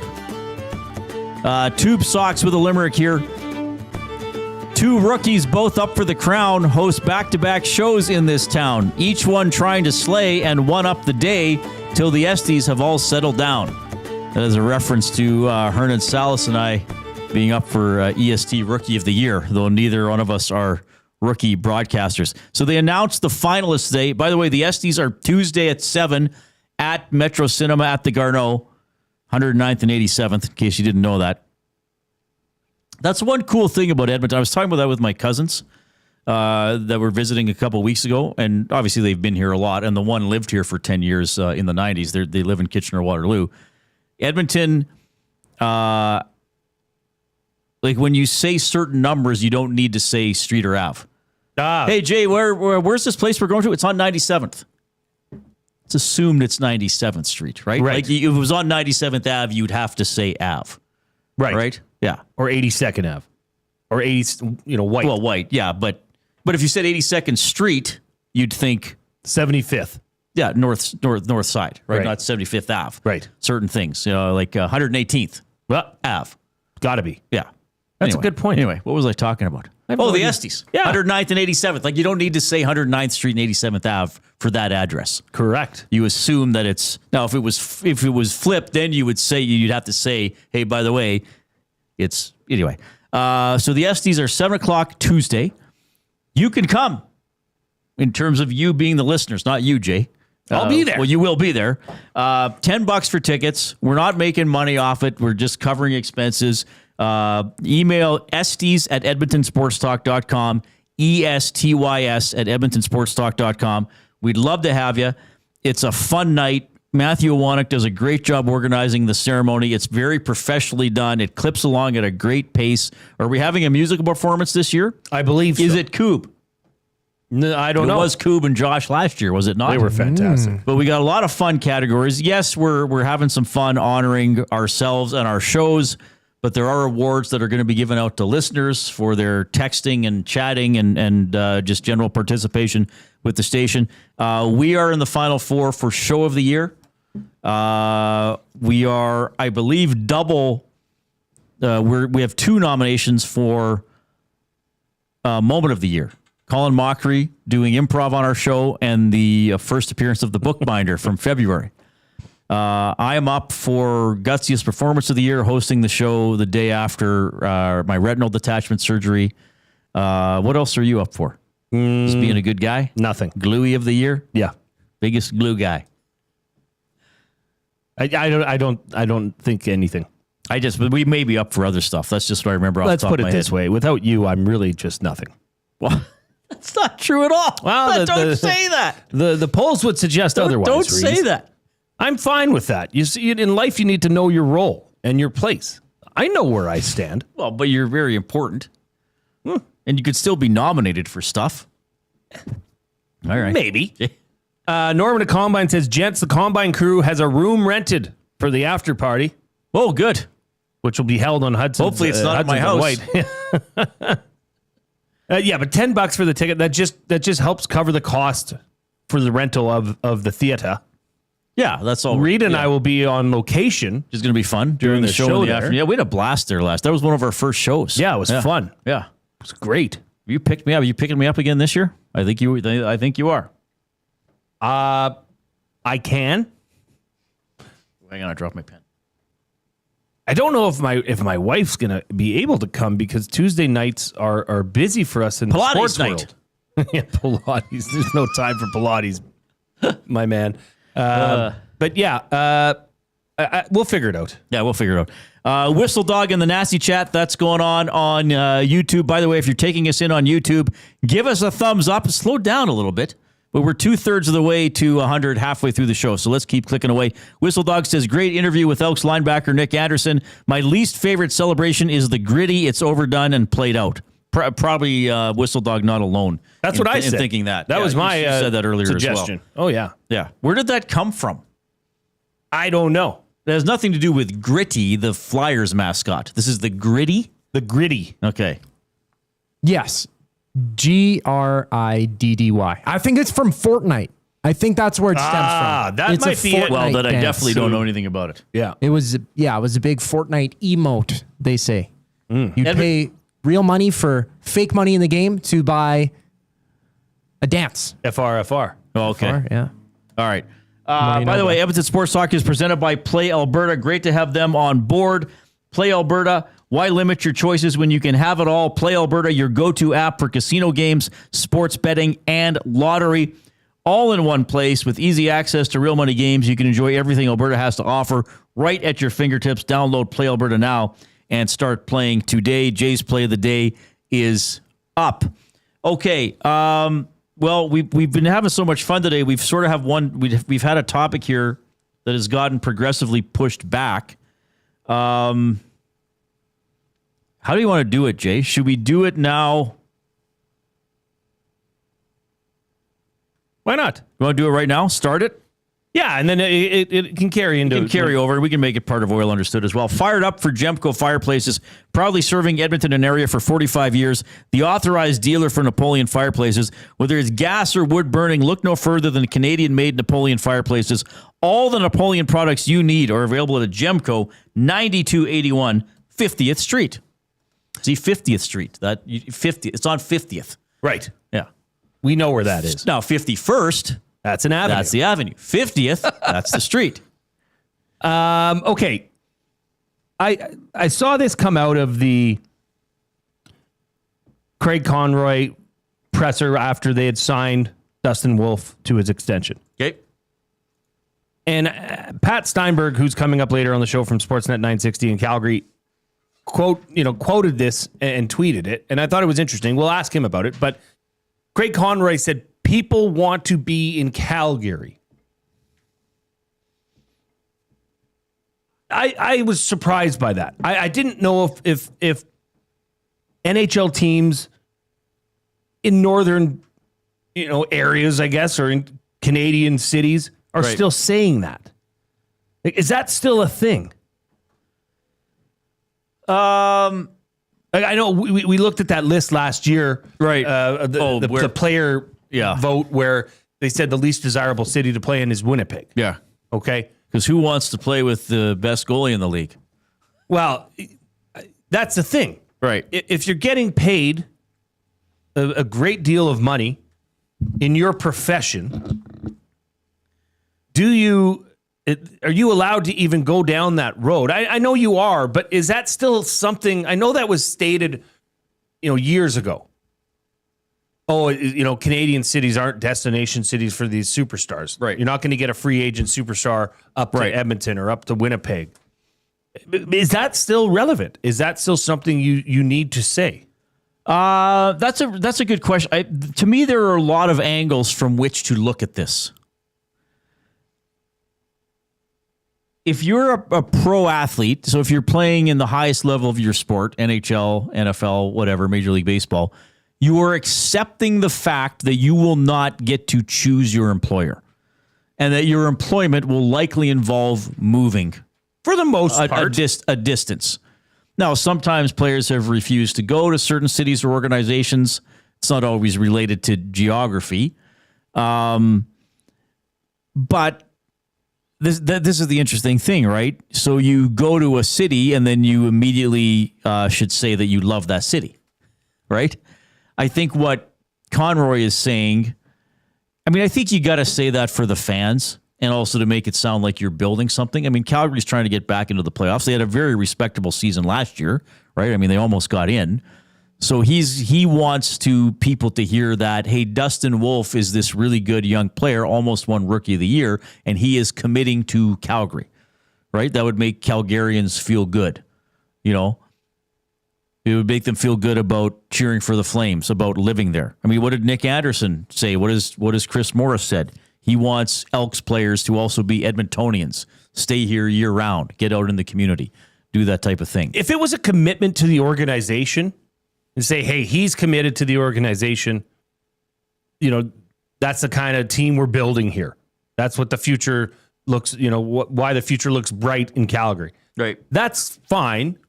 But I don't know if that's the way that it came across. You know what I mean? It just, I don't know if that's still a thing. Like Connor McDavid's the best player in the world. Right. He's played in Edmonton for the first 10 years of his career.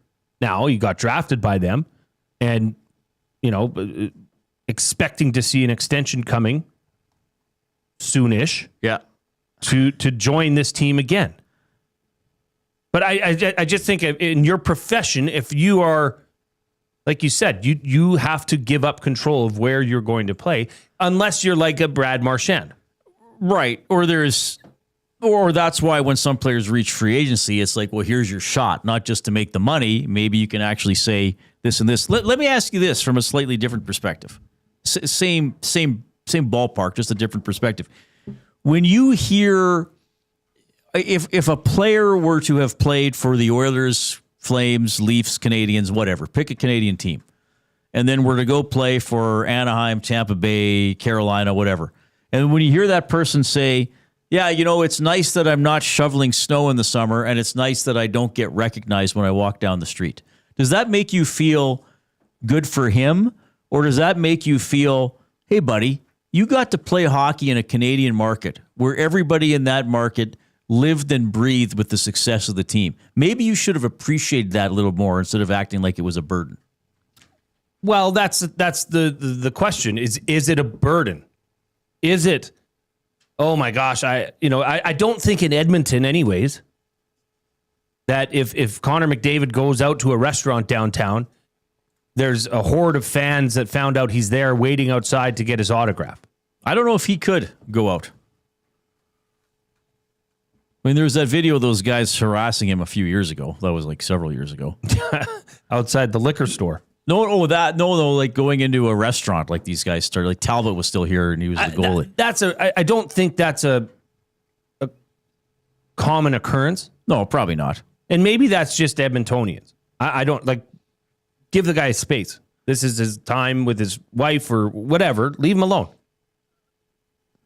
But I just thought that was interesting. I didn't think that was a thing anymore.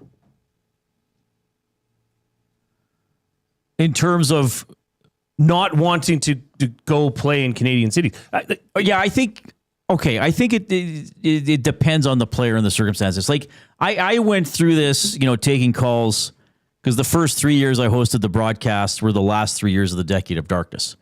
And it was like, well, no, they don't want to live in Edmonton. You know, like Edmontonians calling in. Well, Edmonton's such a terrible place to live. No, it's not why people weren't becoming Oilers. It's because they knew like this franchise sucks and there's no hope. Like they keep getting these first overall picks and not going. Like let's look at what happened.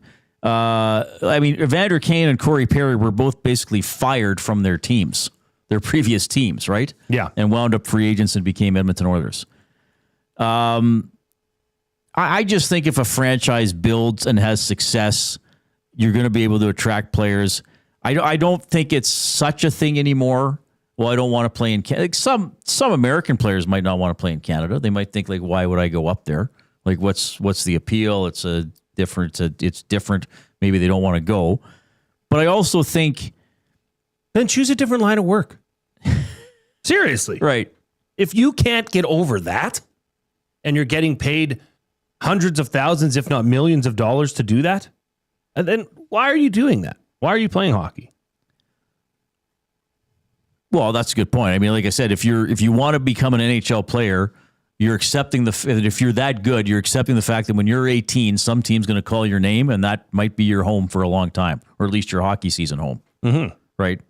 Like, do you think J.J. Ross, who was on ESD Afternoons from the Elks, and Nick Anderson, who we just had on, they didn't know anything about Edmonton before. I'm not going to Edmonton. Yeah. No, both of them both of them didn't realize how good the football was. And if you want to pursue your profession, yeah.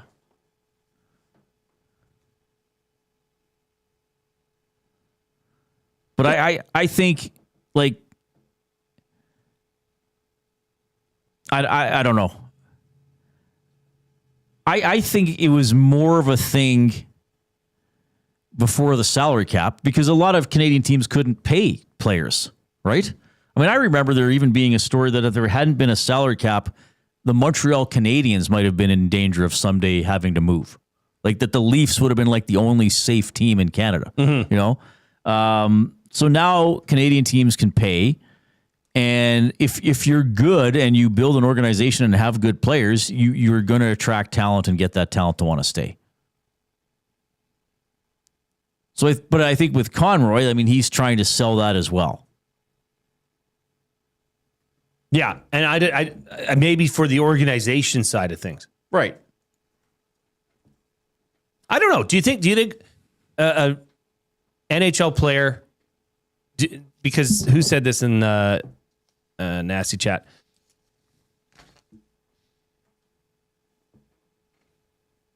Yeah, Nick in the North says, I can see non-Canadian players pulling that move, but Canadian players doing it is a slight sense of betrayal. Not wanting to play in Canada. Yeah, I think if a Canadian player actually ever came out and said that, that would not be well received. I don't think it would be well received by an American player either, but it might be more like, ignorant American, go away then if you don't want to be here. But do you also think it's a nuisance to these players to be in a market as hot as Edmonton? It's hot like Toronto's a totally different level. Do you think that's even a detractor in itself? Is that, like you said, Connor McDavid couldn't just go for a walk down White Ave? Yeah. Yeah, but I don't know if they want to do that. Like they're so focused on playing and they're away almost half the time of the year. I don't know. I think it would depend on the player. But I think I don't know. I think that I would hope. Well, let me put it this way. I would hope if you're a pro hockey player, you would view playing on a Canadian NHL team as a privilege. Like I would think that if you a passionate fan playing for a passionate, I mean, yes, there's going to be crap that comes along with that, but at the end of the day, how much you would regret not embracing that. You know what I mean? It's like, yeah, I got to be an Oiler or a Canadian. And yeah, maybe I couldn't always go out and maybe I had to shut my TV off because I didn't want to hear myself being talked about. But man, oh man, when I did something good, like people noticed and people cared. As opposed to like what Slav was telling me, leaving the arena in Sunrise the last 2 years, it's like you couldn't even tell there was a game once you're in the parking lot. You know, there's no gathering. It's not in a central place. Well, and Brian DiArdo was on early in the week, and he said that Rick Nash could be downtown at a festival in Columbus and not getting bothered. And is there value in that? And I'm not saying that detracts from those players' experience or how good they are or the Panthers winning the Stanley Cup.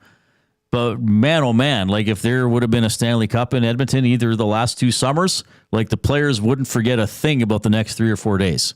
And it wouldn't just be with their teammates. I mean, I'm sure the Panthers had a blast. Don't get me wrong. But if you were an Oiler the few days after you win a Stanley Cup and you're still in Edmonton before you go to the cottage or the cabin or the island, if you're Leon or wherever, you know, you're remembering every single thing about that.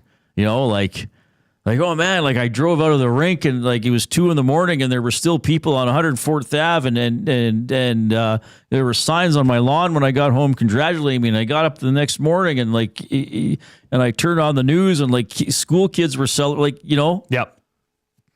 That's pretty special, I think. And you're going to get that in Canada with hockey. All right. That is fired up for Gemco. We got the Oil Understood coming up. We got Pat Steinberg out of Calgary is going to be on the show. Our off-topic topic for William Huff, what celebration are you tired of? You've just had enough. We've had some good submissions for that. You can text us, of course, 780-218-9999. Afternoon Inbox presented by River Cree Resort and Casino, home of the kitchen restaurant, Sundays and Mondays, 50% off the entire menu that's available Sundays and Mondays, 5 p.m. until close. Coob, it's all you, baby.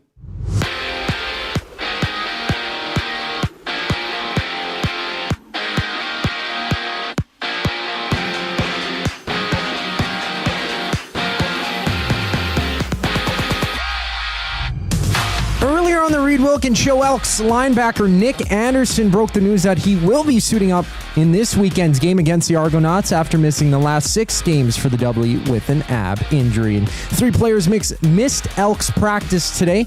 Javon Leake, Jared Brinkman, and Tanner Green, all absent from the field, while from Winnipeg, the Blue Bombers have ruled out 37-year-old Zach Collaros for Friday night's matchup against the Ticats. Collaros suffering a head injury last week in Saskatchewan. It's Chris Strevler getting the start. And from San Fran, Brock Purdy continues to recover from a shoulder and toe injury he suffered in Week 1 against the Seahawks, with it being undetermined if he'll start against the Saints on Sunday. MLB action. Toronto and Houston rematch. Jose Barrios takes the mound for the Jays. First pitch at 5:07, and 4 games are underway right now. Top of the second, the Pirates and Orioles are runless. We also see the Mets and Phillies in action top of the first. This sports update is brought to you by Paramount Flooring, proudly serving Edmonton and area for over 30 years. Their West End showroom is open 7 days a week. You can shop online at ParamountFlooring.ca. Once we return from break, it's the Oil Understood for GCL Diesel. I'm Zachary Kubish, keeping you up to date. The EST Hangout. I want Aaron Boone fired. Aaron Boone. He's an awful manager. They are never going to win a World Series with Aaron Boone. He should have been fired. He should have never been hired. He should have been fired 4 seasons ago. Aaron Boone needs to go. Blue Jays said that about their guy. He needs to go. They stuck with it, and now look where they're at. Boone needs to go. It's just that simple. The EST Hangout, presented by Sentinel Storage. Weekday mornings 9 to 11, only on Edmonton Sports Talk. Your clear choice for Edmonton sports. Win big this NFL season at the Canadian Brewhouse presented by Bud Light. You could win a trip to Super Bowl 60, plus prizes like smokers, Bud Light coolers, and a trip to an NFL home opener next season. Enjoy $1 off Bud Light and Budweiser tankers. Details at thecanadianbrewhouse.com. The leaves are turning, and just like golf season, time is running out to get in on Play Alberta's biggest offer ever. For a limited time only, new players can get up to a $1,000 casino bonus when they sign up. There's never been a better time to join the fun. Visit playalberta.ca today to get started with casino, sports, and lottery all in one app. Must be 18 plus to play. Remember, if you gamble, please use your game sense. You've always known GCL Diesel as the experts in diesel fuel systems, but did you know that GCL is also your source for turbochargers and turbo repair? As a turbo supplier for Garrett, Borg Warner, and Holset, GCL can provide genuine original equipment turbos at wholesale prices. Whether it's diesel, gas, natural gas, or performance, we can provide you with the turbo or custom repair you require. Turbo questions? We've got turbo answers. Visit us in the West End or online at GCLDiesel.com. GCL Diesel, turbochargers, understood.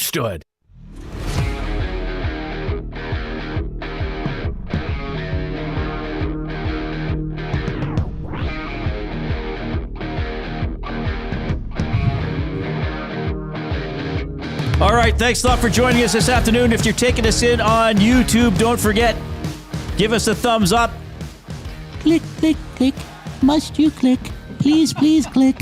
Must you click? You must click. Thumb, thumb, thumb. All right. And if you have already, copy the link, send it off to somebody else. Encourage them to check out the show. Give us a thumbs up as well. We love having you, having a good show today. Nick Anderson, Elks linebacker. Man, he is an excellent interview. And JJ Ross was on with Hernan and Joaquin on ESPN Afternoons. He was extremely well spoken as well. Fantastic. Yeah, really, really good. So, some people that are playing well for the Elks and maybe you hope are representing the team in the city for several years. Big game against the Argos coming up on Saturday afternoon. Our coverage will begin at noon on Saturday with Jay, with Matt, the Green and Gold kickoff show.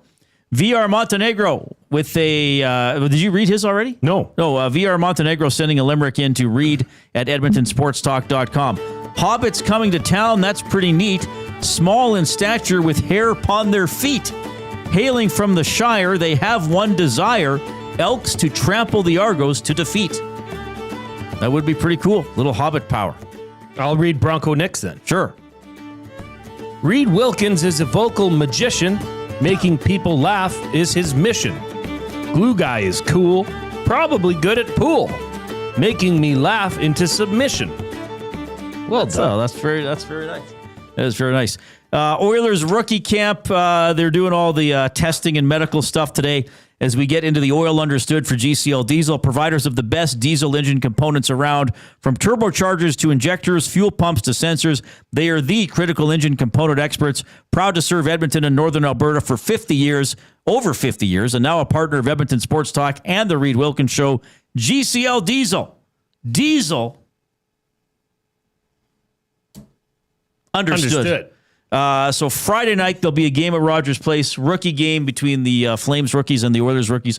I plan on attending that, assuming nothing gets in the way of that. So back at Rogers Place for a hockey game on Friday. No, no Penticton or Canucks Young Stars tournament this year. I went to that a few years when I was working for 630 Chet, as it was once called. So you'd be out in Penticton for what, 3-4 days? It was usually Thursday, Friday, Saturday, Sunday. They usually played Friday, Saturday, Sunday was off. They would do a team activity or practice, and then the Oilers usually played a Monday game around noon. So the first time I went, I was there like 6 days. Like I think I went Wednesday to. I think I went on the Thursday and got back on the Tuesday. But then I realized, like, okay, you don't actually have to be there that long. And then Thursday, you're not hosting Inside Sports because you're traveling, so someone's filling in. So then usually what I would do is I would fly to Vancouver early Friday morning, take a Vancouver into Penticton flight, and then you're there Friday night to host the broadcast, Saturday to host the broadcast, Sunday do whatever. And then Monday, host the broadcast and then get back. But I did a few different things. And one year I flew to Kelowna and rented a car. So that was kind of convenient. Except then once people know that you have a car, they're like, oh, well, you can just drive here. No, I'm not driving everybody around Penticton. I mean, there's not really that. Like, there's time to do fun stuff, but it's also, you're in a different city. You're on a schedule. Let's get a motorbike. And stuff like that. It was an interesting tournament. I mean, it was a big deal for that community. I mean, a lot of Canucks fans there. And I remember when McDavid went, though, he only played the first game. Draisaitl was very good in this tournament. I think I've mentioned one of the best performances I saw in that tournament was from Nick Ehlers. He was awesome in that tournament.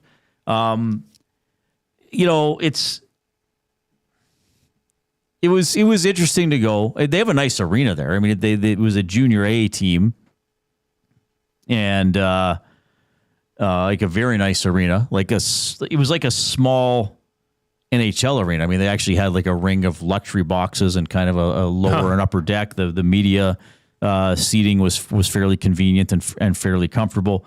But yeah, they're not. I don't know if it's going to be back in the future or not. They haven't had it every year. But I kind of learned over the years, like, the quicker you can get in and out before and after and that's not a comment on Penticton. I mean, it's a nice part of the country, but also, you're kind of, I mean, once that first year I stayed there, and you're done your work kind of at 4 p.m. and I wasn't going back until the next day and most other people have left. It's kind of like, okay, what am I doing here? Right. It looks like a nice arena. Why?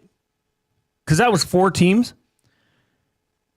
there was a time, I don't know if they were, San Jose might have had a team the first year I went. San Jose was part of it at one point, but then it was Edmonton, Calgary, Vancouver, and Winnipeg. All their rookies. And this year I saw the Canucks rookies, I think, are doing a couple of games against Seattle. I believe in Everett or something like that. But yeah, I mean, it was, and then as the Oilers started getting better, it was less interesting in the prospects, right? Because it's like, well, they don't need these guys to play right away. Right. But yeah, McDavid was there, only played a game. I think, was it Horvat or Virtanen? Body checked him pretty hard on the first shift, and everybody was like, oh no. Right. He's going to get hurt. Leon was very good in that tournament. I remember when he played.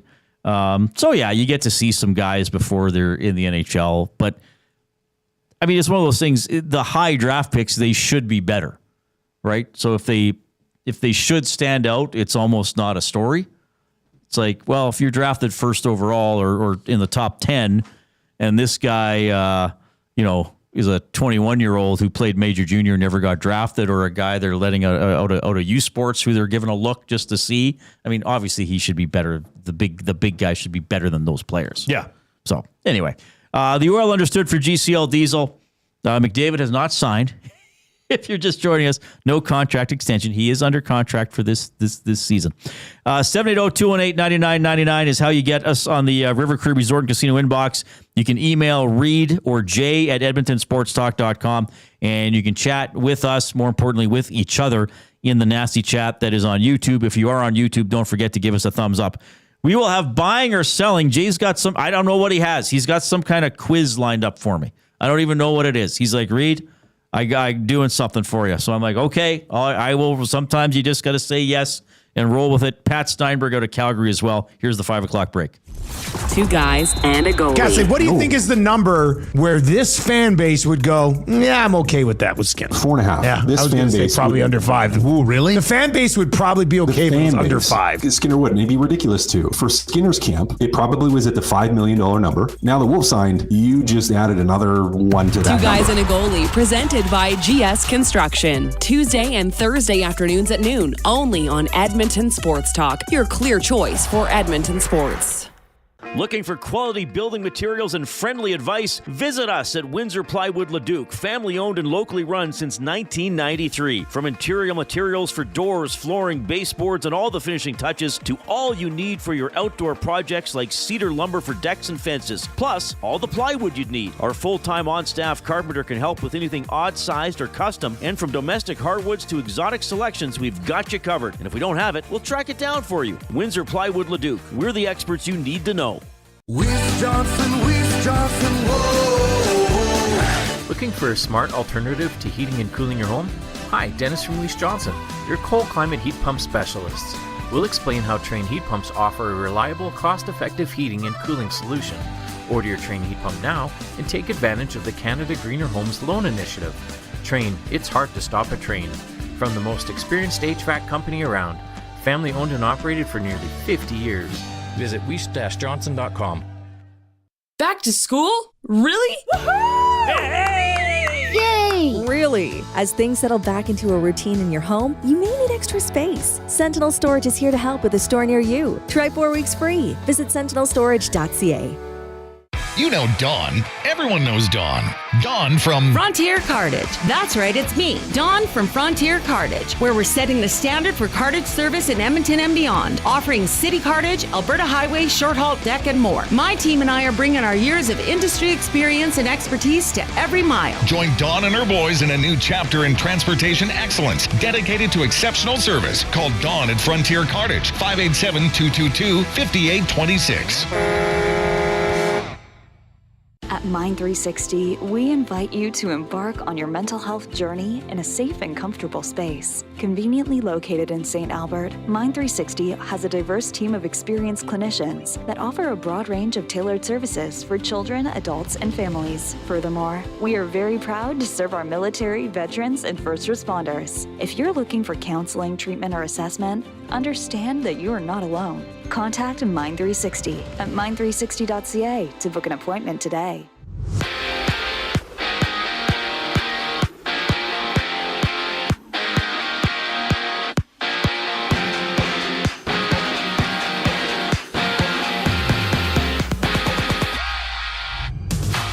Elks linebacker Nick Anderson joined the Reid Wilkins show earlier today, confirming that he will be available for the Elks Saturday, making his return for the Double E against the Argos. Anderson missing the last 6 games with an abdominal injury. Staying with the Double E, Jared Brinkman, Tanner Green, and Javon Leake did not practice today. Brinkman sidelined with a shoulder and toe injury.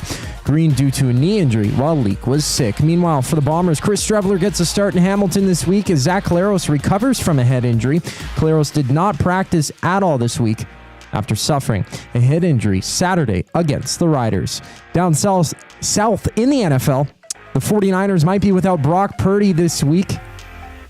Head coach Kyle Shanahan saying that his availability for Sunday's game against the Saints is, quote, a long shot. Out east, Toronto battles Houston in Game 2 of their series. Jays winning 4-3 last night against the Astros. Jose Barrios gets the call. First pitch in about 2 minutes. Right now, 2 games are live. Bottom of the first, it's the Royals up 1-0 on the Guardians.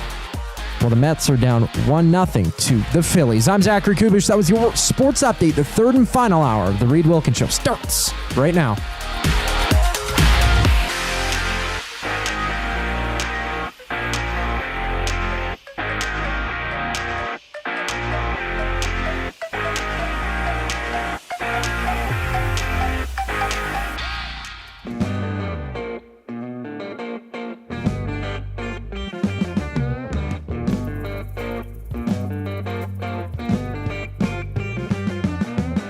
All right, thanks a lot for joining us this afternoon. Hope you're having a great day. Another good weather day. I went for a little walk at Dawson Park last night, just before sundown. Really nice night. Yeah, my dad's birthday today, so we will be going out to dinner to a still unnamed location of his choice. You still don't know? He is not fully decided. He has thrown out a couple names that he seemed quite interested in, but I'm not sure where we're going to go. What are we thinking? No reservation made. Steaks? I don't know. What's the... Could be a pasta night, maybe. I don't know. Yeah, we'll see. We'll see. It's his birthday. He gets to pick. Why not? Well, he should. That's how it goes. But it'll be fun. It'll be a good family night for sure. 780-218-9999 is how you text us, the River Cree Resort Casino inbox.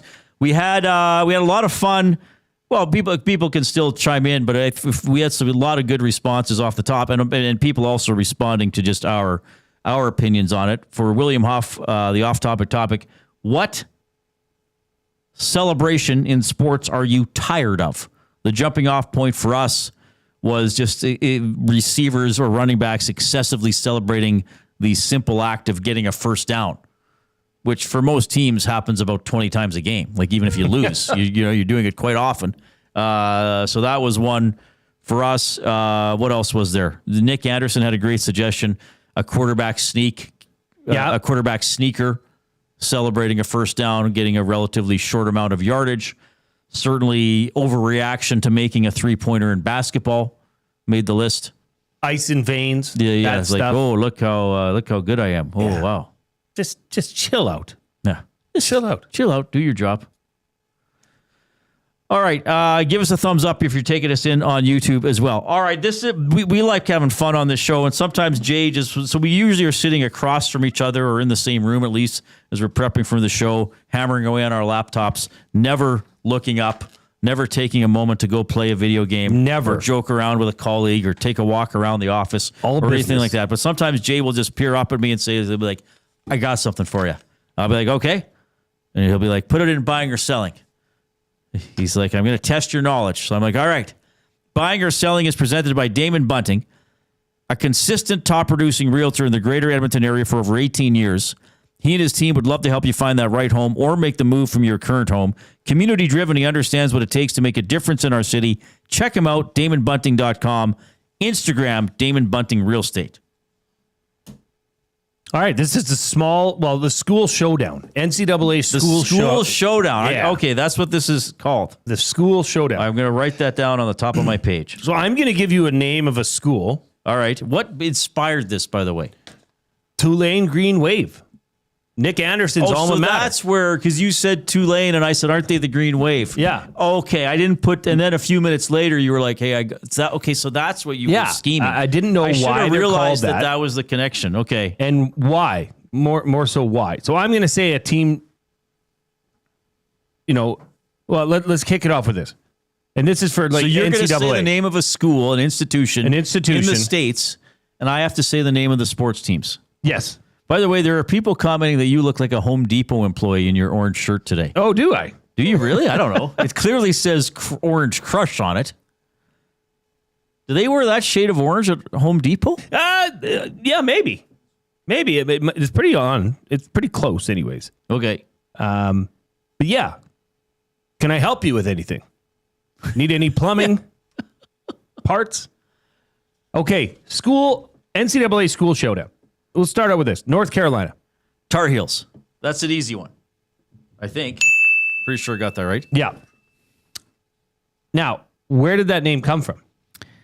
I think it has something to do with actually literally walking through tar pits.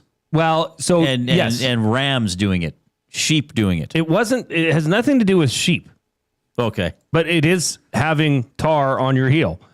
North Carolina has vast pine forests, and they were a major source for naval stores, producing pine tar, turpentine. Oh, really? Okay. So workers who process these materials were often barefoot. This is a long time ago. And in the hot months, they would sometimes get tar on their heels. So they were referred to as Tar Heels. That's where the North Carolina... So you're 1 for 1. Well, that's an easy one. That's a prominent school. Where do I go here? Santa Cruz. Santa Cruz. I don't have a clue, actually. University of Santa Cruz?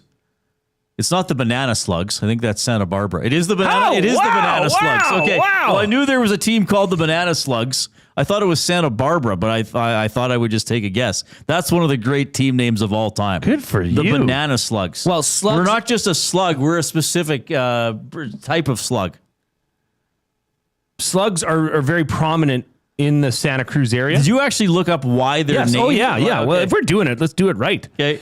Slugs are very prominent in that area, and they're a bright yellow slug. It looks like a ripe banana. So that is why they're called the Santa Cruz Banana Slugs. Okay.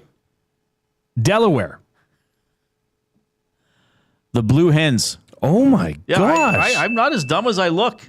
The Fighting Blue Hens. They're fighting Blue Hens. I'm sorry. Blue They're Hens. not the peaceful Blue Hens. So during the Revolutionary War, soldiers from Delaware, the outpost in Delaware, would bring blue game chickens to their encampments. They were notorious for their fighting ability. Oh, wow. Okay. So that is why Delaware is the Blue Hen state. Yeah. Okay. These are the fighting Blue Hens. They're specifically the fighting Blue Hens. Okay. Not the sitting around doing nothing Blue Hens. No, totally These different hens variety. Gotta fight. Yes. Buck, buck, buck, buck. Speaking of hens, my parents brought over a bunch of cucumbers and, what are those ones called? They're long and green.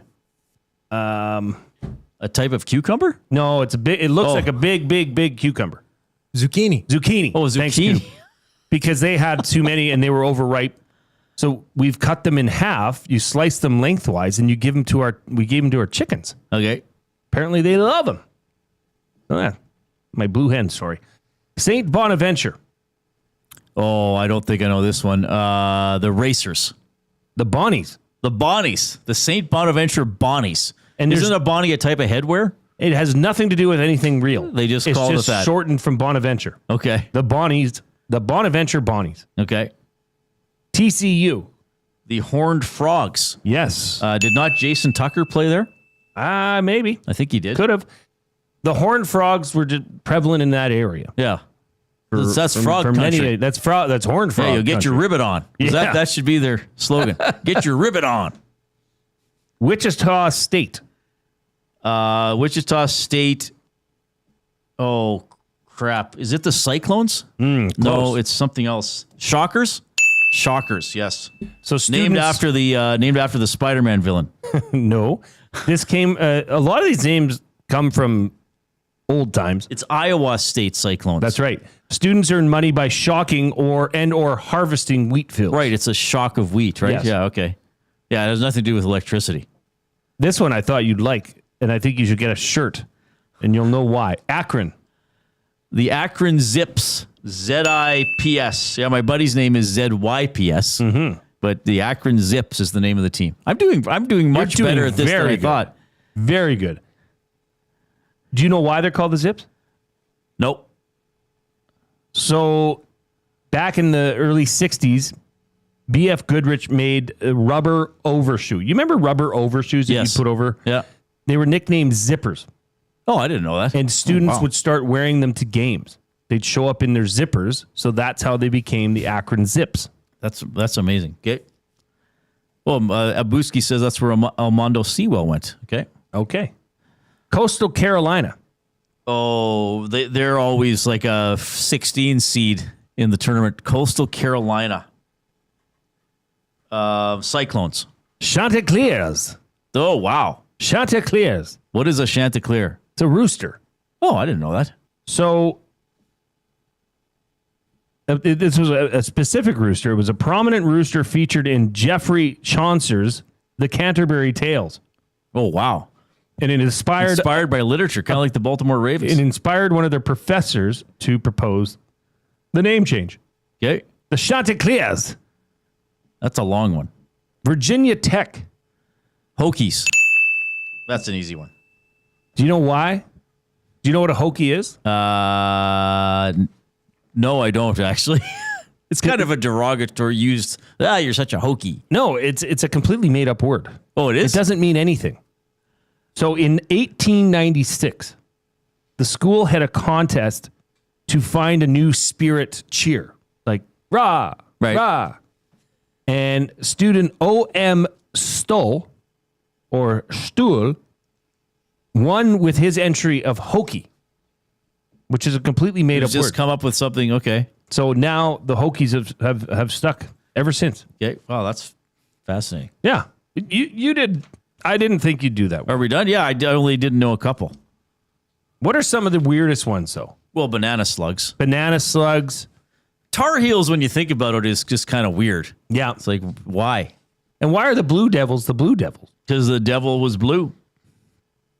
The devil held his breath until he turned blue. Yeah, I don't know about that. There are some weird ones. Yes. Like Texas Longhorns. Bang. Well, that slaps you in the face. You know that one works. What's a terrapin? That's a type of turtle, isn't it? Isn't a terrapin a type of turtle? Is it the official animal or pet of Maryland? Maybe, yes. The official... The terps? The official shelled pet. It's either that or the armadillo. They chose the... is it armadillos that have shells? Yeah, they have shells, don't they? I believe so. Yeah, why not? What's a buckeye? I don't know what a buckeye is. Ohio State Buckeyes. It must. I think it has something to do with the Buckeye State. That must come from somewhere. I don't know where it comes from. I'm sure you could find out. And what about what you said? It was Iowa State. Yeah, are Vandals, or who are the Vandals? Who is the Vandals? I can't think of it now. Is it just North Dakota Vandals? North Dakota State. Who are the Vandals? A buckeye. I think Lonnie is saying a buckeye is a type of tree. Idaho Vandals. Idaho Vandals. Okay. Why are they called Vandals? Like that's a bad name. Yeah, I don't think it has to do with vandalism. When sports writers described the University of Idaho's 1917 basketball team's defense as so intense and ferocious that they were vandalizing their opponents. Wow. Okay. There you go. You cannot say you listened to this show today and didn't learn. You should have learned quite a bit from this show. And you're going to learn more because we have a very educational and entertaining young man coming up. He's out of Sportsnet 960 in Calgary. Pat Steinberg when we get back.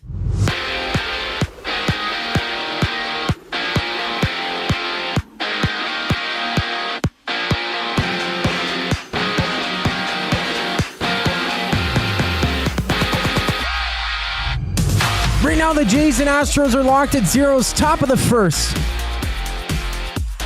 2 outs for the Jays. Vladimir Guerrero Jr. at bat. And 6 games are on around the league. Yankees and Tigers runless midway through the first, while the Mets trail the Phillies 2-0 in the second. Earlier on the Reid Wilkins Show, Elks linebacker Nick Anderson broke the news that he will be suiting up this weekend against the Argos after missing the last 6 games with an ab injury.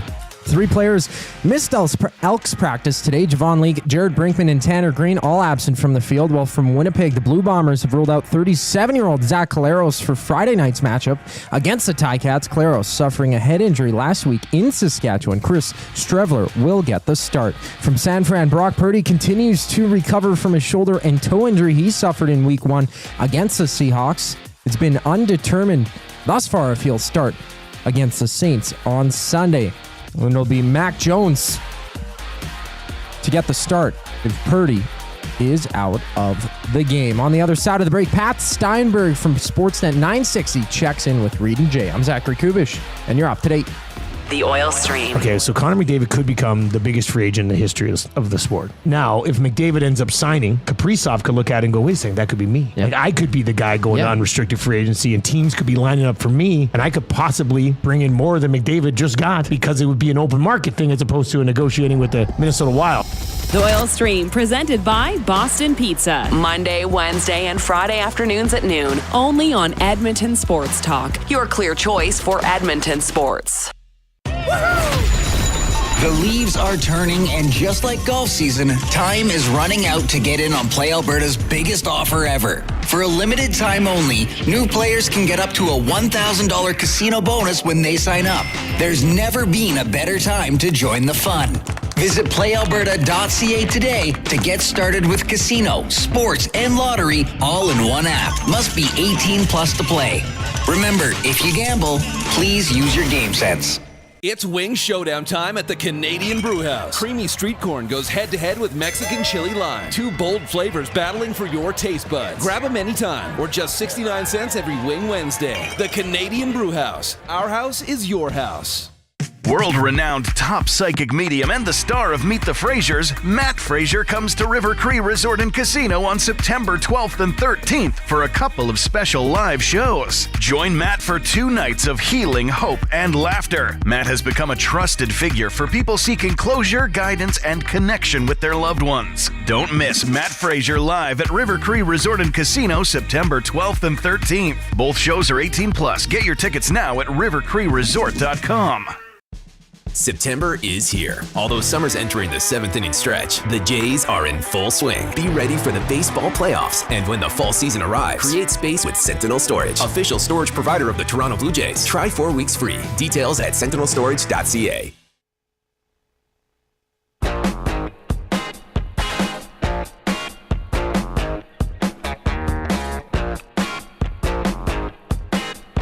Edmonton Sports Talk is presented by Play Alberta. Why settle for less when you can have it all? Only Play Alberta brings you casino games, live dealers, lottery, instance, and sports betting all in one place. Players can get a $50 casino bonus by depositing $50 and using the code EST Casino. You can get a free $50 sports bet by depositing $50 and using the code EST Sports. And don't forget to use your game sense. Great to have Play Alberta on board as our presenting sponsor. Elks play on Saturday. Oilers have the rookie game against the Flames rookies at Rogers Place on Friday. We got the Estes on Tuesday, Metro Cinema at the Garneau. Always a lot going on. Great time of year, great place to work here at Edmonton Sports Talk. You can follow us on Twitter, the station at YEG Sports Talk. Jay is at Jason Milne, Milne, and I am at Reid Wilkins, ReidWilkins. If you're on YouTube, click that thumbs up button and you can chat with us and with other people in the good old nasty chat, as people are always engaging with each other in the chat. All right. Pleased to welcome this isn't even a negative. This has just been maybe something that has changed coming over to Edmonton Sports Talk, is that I'm on air at the same time as this guy. And we would often go on each other's shows when he was late afternoon and I was in the evening. But he's fitting us in today. I love having him. I'm proud to call him a friend. He's just a wonderful, entertaining, knowledgeable man out of Sportsnet 960 in Calgary. I hope that intro has him feeling confident. It's Pat Steinberg checking in. Pat, you're on with Reid and Jay. How are you doing? Hi, boys. I'm sad that I was unable to make the video portion of this work, as I A, wanted to see Reid's beautiful face, and B, wanted to make sure that I could see the new studio, but instead I had to do it on the phone. So I apologize. It's probably good for all of EST's viewers, though. They can just hear me, don't have to see me. So let's rock and roll. I miss you. How are we doing? We're doing great, Pat, and thank you for carving out some time for us here on the show. This is Jay, and we've talked once before, but I was looking at your Twitter bio and your Twitter feed, and I noticed that. And I have to ask, why do you have a picture of super bad character McLovin? So it's a bit of a long story, but there was a time when aesthetically some of our loyal listeners may have believed that there was a resemblance there. And, I wore pretty out. There's a time when I was generally pretty skitty, wore outdated glasses and such. So it kind of just took on a life of its own. One day, people started calling me McLovin, and then it just kind of took on a life from there. And at some point, about a decade or so ago, I just decided to lean into it because it's pretty funny. So, I don't know if it's quite as accurate today. Now that I, have matured as a human being. It's probably actually more than 10 years ago. It's probably closer to 15 or 20, but I did. And now it's just part of the whole, it's part of the inside joke. Anybody who's been listening to us on 960 in Calgary for a long time, they just get the gag, and I still get listeners who still call me McLovin today. So figure I might as well lean into it, right? Now, have you ever met the actor who played McLovin? Because he is in Edmonton next weekend at the Fan Expo, kind of like the Comic-Con. I have not. You got to come meet him. I have not, although I would like to. And if somehow we were to get a picture of us at the same time, I think people down here, the people that still care, would lose their minds. So I might have to make that happen. A picture with me and what's his name? Christopher Mintz-Platte. Is that it? Am I nailing that? And we can even tell you now. This is not free, buddy. You'd have to arrange something. It is $70 for an autograph, $95 for a photo op. Maybe we could get a sponsor to cover it or something like that. And he looks quite a bit different too, to be fair. He does. He does. He's grown up. He's done a little bit of a look change himself. So but I'm sure we could make it work. Maybe it could be EST who makes this happen. You think you guys could splash out with the budget? Yeah, we'll get back to you. I would cover it personally. Yeah, well, I know for certain we're not covering it down here. By the way, somebody in our chat, we call it the Nasty Chat on YouTube, using the handle Shrimp City Beach. I don't know if I've seen this person before today. Says Steinberg single-handedly held 960 together during COVID. High praise for you, my friend. Well deserved. Oh, well, I love that. I love that screen name. COVID was a time, man. That was you did sports radio during that time. That was an interesting time to be alive, wasn't it? I'm glad that 2 and 3 hour shows about nothing are a thing of the past at this point. All right.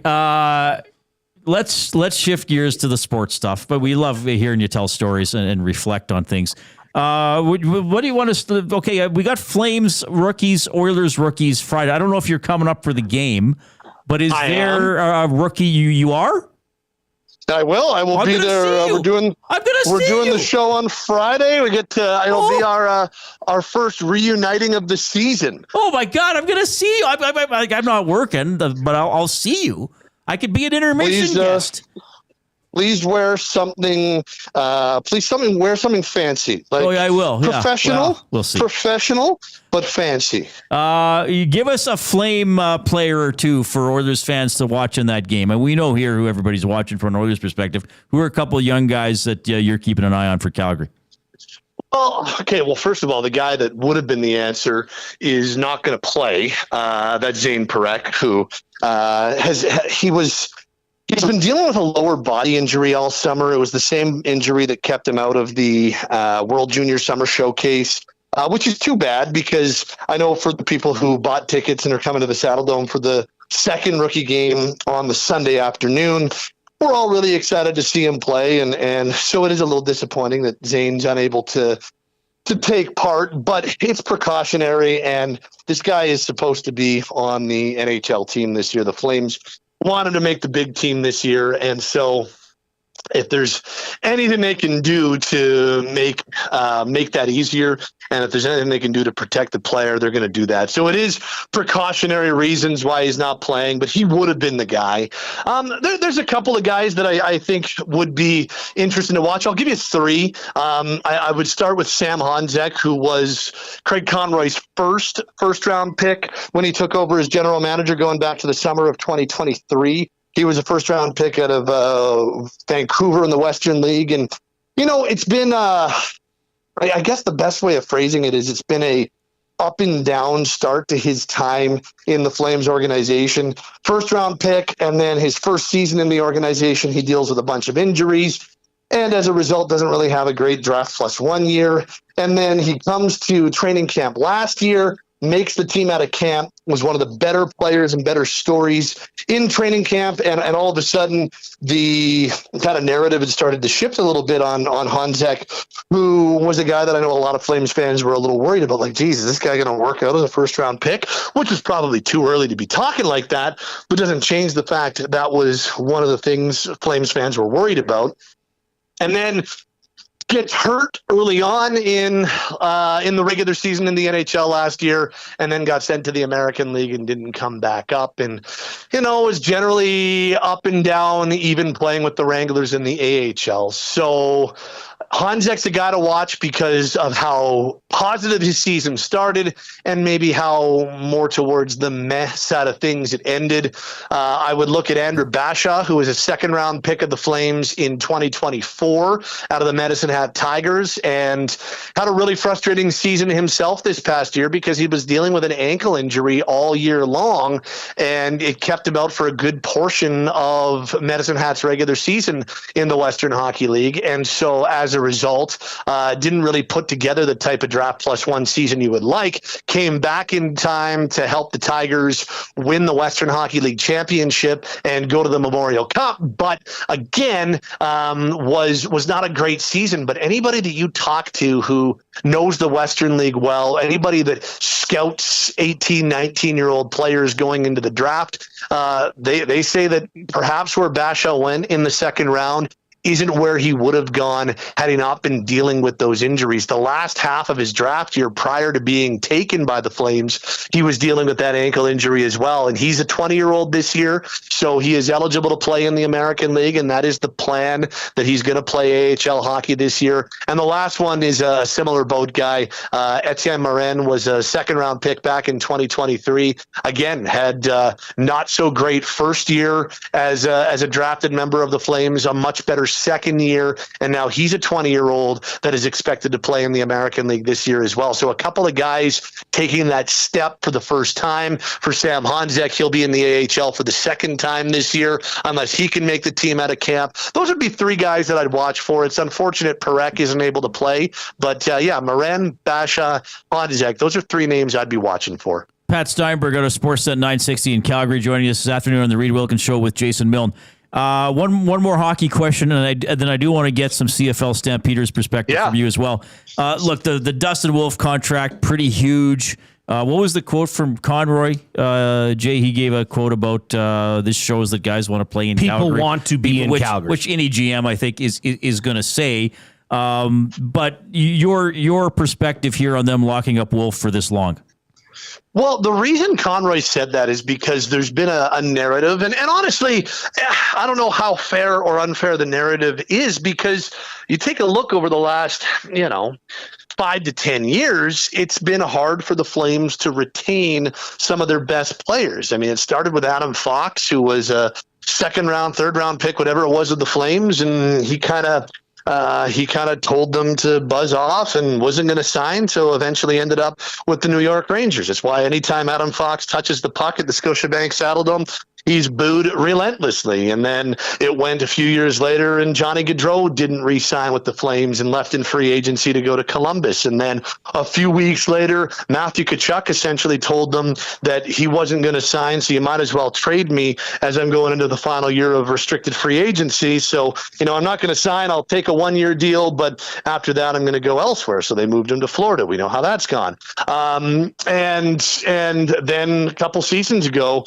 it was Noah Hannafin didn't want to re-sign in Calgary, and Chris Tanev, as much as he loved it here, didn't want to re-sign in Calgary. Tyler Toffoli wouldn't all these things have happened in the last 7-8 years, and so there's been a little bit of there's been a narrative and a little bit of a stigma that Calgary isn't a place that guys want to play. And so for Matt Coronado, who is an American guy from Long Island, to sign a long-term extension this summer for 7 years, and then Dustin Wolf, the franchise goalie for this team, to sign a 7-year extension a year before he needed a new contract. Again, an American guy from Northern California. For these two guys to commit to the organization long-term like they have, and for the organization not to have to grossly overpay them, it's a big step forward for the team. And I think it goes a long way in, trying to turn that narrative. So that's why Conroy said those things on Tuesday morning. And honestly, guys, the Wolf contract is a really, really big step for the organization. And for Wolf to commit now, coming out of his Calder Trophy runner-up season, coming out of his first full season in the NHL, and not tell the Flames that, you know what, guys, I'm just going to wait. Let's wait until midway through the season. Maybe I get on Team USA's Olympic radar a little bit more, or let's wait until the end of the season. Maybe I have a second straight really strong season and I've got even more leverage. For him to decide to sign now and make that commitment to the organization now, I think it's a really, really significant thing for the Flames organization, on top of the fact that they've got their franchise goalie signed up now for 8 years. And the number that he's signing for is a very palatable number, if you ask me. It's under Swayman. It's only $1 million more than Dostal in Anaheim, and yet Dostal only signed for 5. Here's Wolf signing for 7. It's buying 5 UFA years for Dustin Wolf, and again, to get it underneath that Swayman number of 8.25 and significantly under that number, I think is a bit of a coup. And so for an organization that has at times had to overpay to keep or attract players, and for an organization where there had been this stigma about players, specifically American-born players, not wanting to be here or not wanting to stay here, getting Wolf after Coronado a few months prior to sign long-term was huge. And the other thing, guys, Dustin Wolf's a really good goalie. And I know that he is smaller than other goalies are, but that didn't seem to hamper him, as he was a top 5, top 10 goalie in the NHL last year by all kinds of metrics, whether it was goals saved above expected or wins and standing points above replacement, high danger save percentage. All those numbers spoke so glowingly to what Dustin Wolf did, and the Flames aren't one of the surprises of last season without Wolf. He was the number one, with a massive asterisk, the number one reason why the Flames were in the playoff hunt for 81 out of 82 games. So it's a big deal. I really see next to no. Is there risk signing a 7-year deal for a 24-year-old? Always. Any guy who signs young, there's going to be risk, but I think the risk far is outweighed by the reward when it comes to Wolf here. I think it's a really big day for the Flames yesterday. Okay, Pat, before I let you go, I should just get a quick thought on the Canadian Football League. The Labor Day series was split. Neither win was an accident. On Labor Day, the Stamps took it to the Elks. The Elks responded and took it to the Stamps on Saturday. Edmonton's playoff hopes are very much alive. Calgary, depending on who you talk to, are either the first or second best team in the league with Saskatchewan. Does your perspective of the Stamps change at all coming out of that Labor Day rematch loss, specifically because Adams didn't look great in either game, and because without Hutchings on the D line, the Stamps couldn't stop ranking on Saturday? Does anything change, or are those one-offs to you? Well, and then you add in the injury that we found out about Falarin Arimolati down here, who's been as good as Hutchins has been in the middle, and he's been Calgary's best defensive player, no question. But then you also take their best defensive end, and Arimolati, you take a look at a lot of the CFL metrics, has been one of the top 2 or 3 edge rushers in the CFL this year too. That's a massive loss for the Stampeders. So that changes my outlook on the Stamps going down the stretch into the final third of the season for sure. The actual loss itself to Edmonton, no, I actually came away more impressed by the Elks and their resolve and their ability to bounce back from, they got punched in the mouth at McMahon on Labor Day. They didn't score a touchdown, and it was a pretty lopsided game. And for them to come back less than a week later and impress the way they did in front of a great crowd, by the way, at Commonwealth, which was so awesome to see. And for them to do that, I was really impressed by it because, the Elks had won the 3 straight, and then they get punched in the mouth. And instead of letting that derail them, they get right back on track. Now they've won 4 of 5. Now they're in the heat of it with Winnipeg and BC. Now they're ahead of Toronto and Ottawa in a crossover conversation. And you're right, like Edmonton, and honestly, I wrote about this over at CFL.ca on Monday. I think Edmonton's road to the playoffs is one that is very attainable right now because in a lot of ways they control their own destiny. So they got head-to-heads against BC and Winnipeg. I said BC and Toronto and Winnipeg. I believe they got head-to-heads with all 3 of them down the stretch. So it's a very attainable spot for BC. So for Edmonton. So I came away more impressed with the Elks than I did disappointed or worried about the Stampeders. I know they beat the Riders twice, but I'm of the opinion Sask is the best team in the CFL, but I think Calgary has earned their spot as the number 2 team in the West Division, earned their spot to be in a driver's seat to host a playoff game. And I'm not worried about Vernon. I am a little worried about Calgary's defensive line without Arimolati, but I still think the strides Calgary's taken specifically on the defensive side of the ball with all new starters is a really, really big thing for them. And I think there's still going to be a handful for everyone they play. And boy, if they play Sask in the West Division final, that narrative of Sask losing both games in the regular season is going to be an interesting one. But a lot of football to be played before that. Pat, you're a beautiful man and a wonderful guest. Thank you for fitting us in. I hope we can find ways to keep somehow getting in on each other's programs as we roll into the hockey season. And I look forward to seeing you on Friday. I'm quite excited already. I will be in my Friday bests. Yes. You might wear a monocle. Thank you, Pat. Bye, boys. A monocle and nothing else, perhaps. You just... Yeah, there he is. He's ready to go. All right, Pat's great perspective on really good stuff on the Dustin Wolf side. Yeah. And sort of spinning off what you were saying earlier, Calgary has faced that.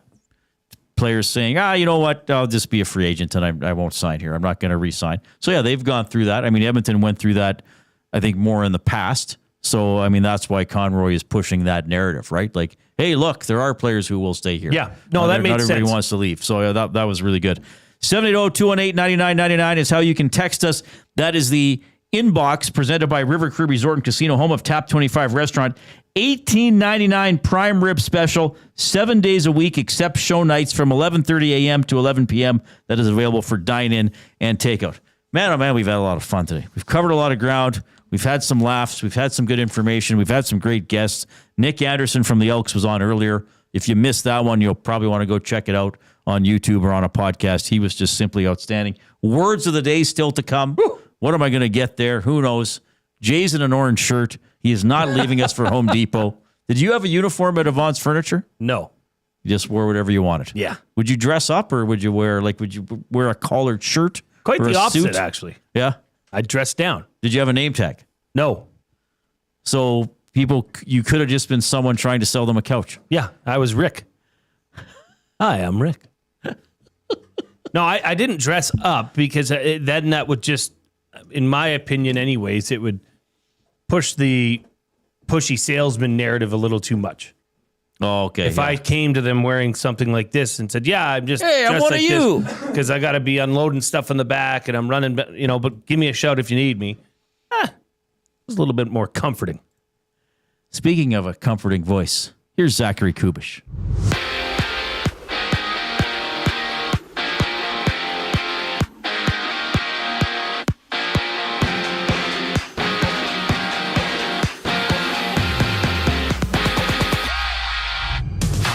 Entering the third, the Jays trail 1-0 against the Astros in their rematch. Toronto taking the opener 4-3 yesterday.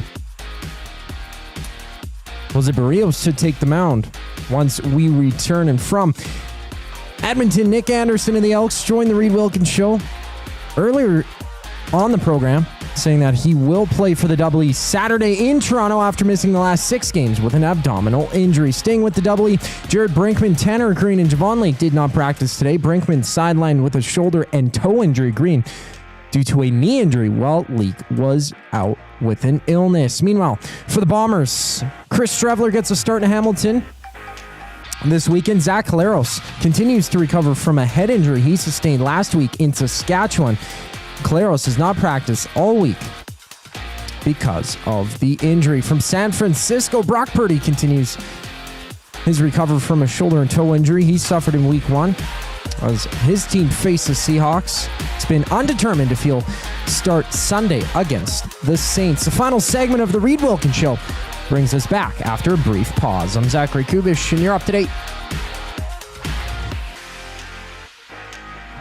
EST Afternoons. Edmonton Elks defensive back J.J. Ross. How's it all come together for you? Because I'll be honest, it looks like you haven't missed a beat out there. I got here last year, mid-season. It was the first time just really not playing ever. And it was like a first-time experience of just coming up and just watching, having to get used to the play calls, getting used to the rules. I was just really preparing throughout the whole time, and whenever my number was called, I was going to be ready to go. EST Afternoons, weekday afternoons 1 to 3, only on Edmonton Sports Talk. Your clear choice for Edmonton sports. Your brand deserves more than just a whisper, it deserves a buzz. At the Hive Product Marketing, they specialize in promotional products that bring the buzz. From eye-catching giveaways to unforgettable keepsakes, they got the perfect products to make your brand stand out and get noticed. Visit the Hive Product Marketing and let them create the buzz your business deserves. The Hive Product Marketing, the official merch partner of Edmonton Sports Talk. Visit them online at thehiveproductmarketing.com. Looking for a winning strategy for your retirement? Contact me, Joaquin Gage at K4 Financial, where expertise meets dedication. I will always look for a careful approach to your retirement, ensuring your financial future is secure. From tailored strategies to clear, actionable advice, I'm here to guide you every step of the way. Don't leave your future to chance. Get in touch with me, Joaquin Gage, today at k4financial.ca or email joaquin.gage@k4financial.ca to start planning for a brighter future and a more secure retirement.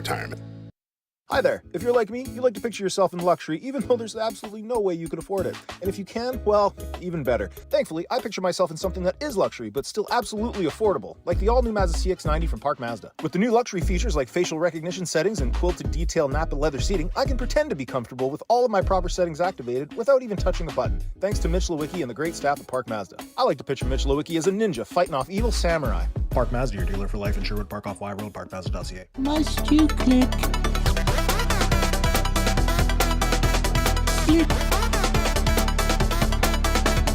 Bum. Must you click? Bum, bum, bum. All right, thanks for joining us this afternoon. Along with Jason Milne, I'm Reid Wilkins. We are in the banquet studio every Monday. Bowl for just $2 all day at the banquet bar. Walk in, grab your friends, and start your week with some fun. Get real, play hard at the banquet. We should go bowling there. I'd be honored. Yeah, we went. We golfed at Edmonton Garrison Memorial Golf Club. They bring us our afternoon debate, which we'll have tomorrow. We should go. I haven't bowled in a while. That would be fun. Yeah, bowling's fun. Reid and Jay does. I guess we bowled Reid at and Jay do. We bowled at our Christmas party. We did. We bowled a couple games. That was fun. Where were we for that? Was that, what is it called? Reds, Eds, the Rec Room? What's the one in West Ed called now? Eds? Was it? Yeah, it was something Ed's Bowling Room or something, and they have an original. But the thing is called. What's it called? Is it not called Ed's Bowling? No, it's more down than the just little bowling, hallway, isn't right? it? Oh, it's more than just bowling. There's an arcade. Right. Yeah. I believe they can do shows, concerts there. Yeah, there's a lot going on. We were doing 10-pin at the Christmas party. Yes. And your team, you had Coob, you guys beat us. I think so, yeah. I just remember being drafted we last. had you. Yes, that's what it was. Yeah. There's other fun. sports out there, drafted. Coob. Yeah. You don't have to be Yeah. great at everything. No. There was they had the original track and field machine there. Was there a track? I don't even remember that. Are you sure? I feel like I would have played it. No, you just missed it. It was on the far wall. Okay. From the entryway. Huh. So maybe you got to go back, play some bowling, and then hit up that machine. Yeah, I don't know. That is Zachary Kubish. Jason Milne is here as well. So yeah, here's what's coming up. Well, more programming, of course. So the Oilers rookie game is Friday night. I'll go check. I got to see Pat now. Got to make sure I can make that game. Saturday at 1. Saturday at 1. Elks at Argos. And Pat Steinberg made a good point. Like the path. There's a path to the postseason for the Elks. They probably have to go at least 3-3 in their final 6 games. And then it might depend who the 3 wins are against. Sure. If they go 3-3 and 2 of the 3 wins are against Winnipeg and BC, they got a really good shot. Well, if they go 3-3, but they lose the games to Winnipeg and BC, that could be tough. And I'll tell you, if Zach Collaros is not going to be playing, I don't know that Winnipeg makes the playoffs. You have that little faith in Chris Strevler. Well, what has he done to suggest that he should get faith? He's dynamic, man. He is not. He's exciting. He is not dynamic. He can run the ball. He must know the offense after all these years. Well, sure, but he just that's why he's not a starting quarterback. And Zach Collaros is. Fair enough. BC's defense. I think they're going to beat Ottawa, but they just lost Ottawa. They just couldn't stop Ottawa when it mattered. Well, you know whose defense has given up more points than BC's defense? Toronto. Toronto's given up the most points in the CFL with 387. And then BC. Have they played the same number of games? BC's played one more game, 12, right? 12. They've both they're played 12. both, yeah, Toronto's at 4-8. Yeah. So you're saying the Elks should be able to score this weekend? They will need to, because Toronto's going to as well. Well, but our defense is looking better, and we're getting Nick Anderson back. That's important. Toronto also puts up the most amount of points. Yeah, right. Well, didn't they have the game like 50-40 against the Lions or something like that? Yeah. All right. So that's coming up on the weekend as well. Let's do words of the day. Here we go. I didn't do well yesterday. I got a rebound. Reid and Jay. Those were tough. Sorry, did I break your concentration? What do they got to say? Charlie says Strev won the 2 games that he started. Okay. Let's find out. I think you're unfairly dumping on Strev. I don't. Are we calling him Strev now? Strevy. The big Strevy. Strevely. Strevela. Strevaluli. First word. These were submitted. One of them was submitted. Well, 2 were submitted by Dawson Nielsen in the nasty chat. He sent me an email. Oh, okay. But one of them we'd already done. Okay. So I had to dump it. But this is one of his words. Obfuscate. Obfuscate. Obfuscate. And that means to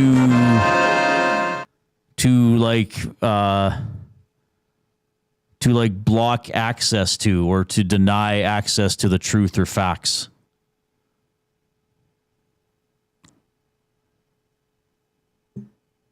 Like the... Well, you don't think that's right?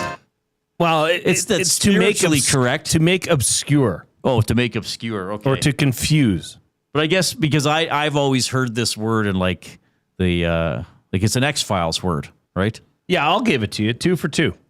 Not bad. So I actually got too specific with it. It just means too obscure, basically. Yeah.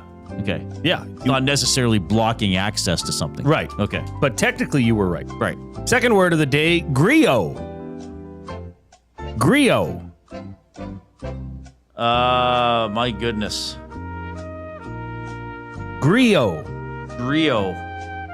Trying to think what else could be besides what I just wrote down. Not that. Okay, I'm just going to do my first instinct. Grillo. Griot. I'm wrong. Darn. Griot. Oh, wow. Griot. Okay, I never thought of that. It's like I went with the name. The way I spelled it is what the name griot would be. So griot, Griot. I'm going to say it's a type of grape. Well, I'm thinking of Pinot Grigio. Yeah, that's totally wrong. This isn't used in a sentence. We'll try salvage a half point here. Sure. Tracing her family lineage back to West African griots, inspired the singer to focus on storytelling through her music. Tracing her family lineage back to a West... group of traveling performers. Okay. Also wrong. Booger on me. You know what, Reid? I got both. Well, it's a term that is used broadly to refer to a storyteller. But the exact definition of the term griot refers to any class of musician entertainers of Western Africa whose performances include tribal histories and genealogies. So, yeah. I didn't really get it. We're going to give you a 0.44. But it's specifically a West African. Specific to Western Interesting. Africa. Okay, that's cool. I'll have to look. 2.44. Griot. Griot. That's a neat word. All right. This was a neat show. Man, oh man, we covered a lot of stuff. I laughed a lot. Hopefully you did as well. We're back at 3 o'clock tomorrow. The stream on Edmonton Sports Talk resumes at 6 a.m. with the Nielsen Show. That show also available on 95.7 Cruise FM. On behalf of Zachary Kubish and the glue guy, Jason Milne, I'm Reid. Have a great night.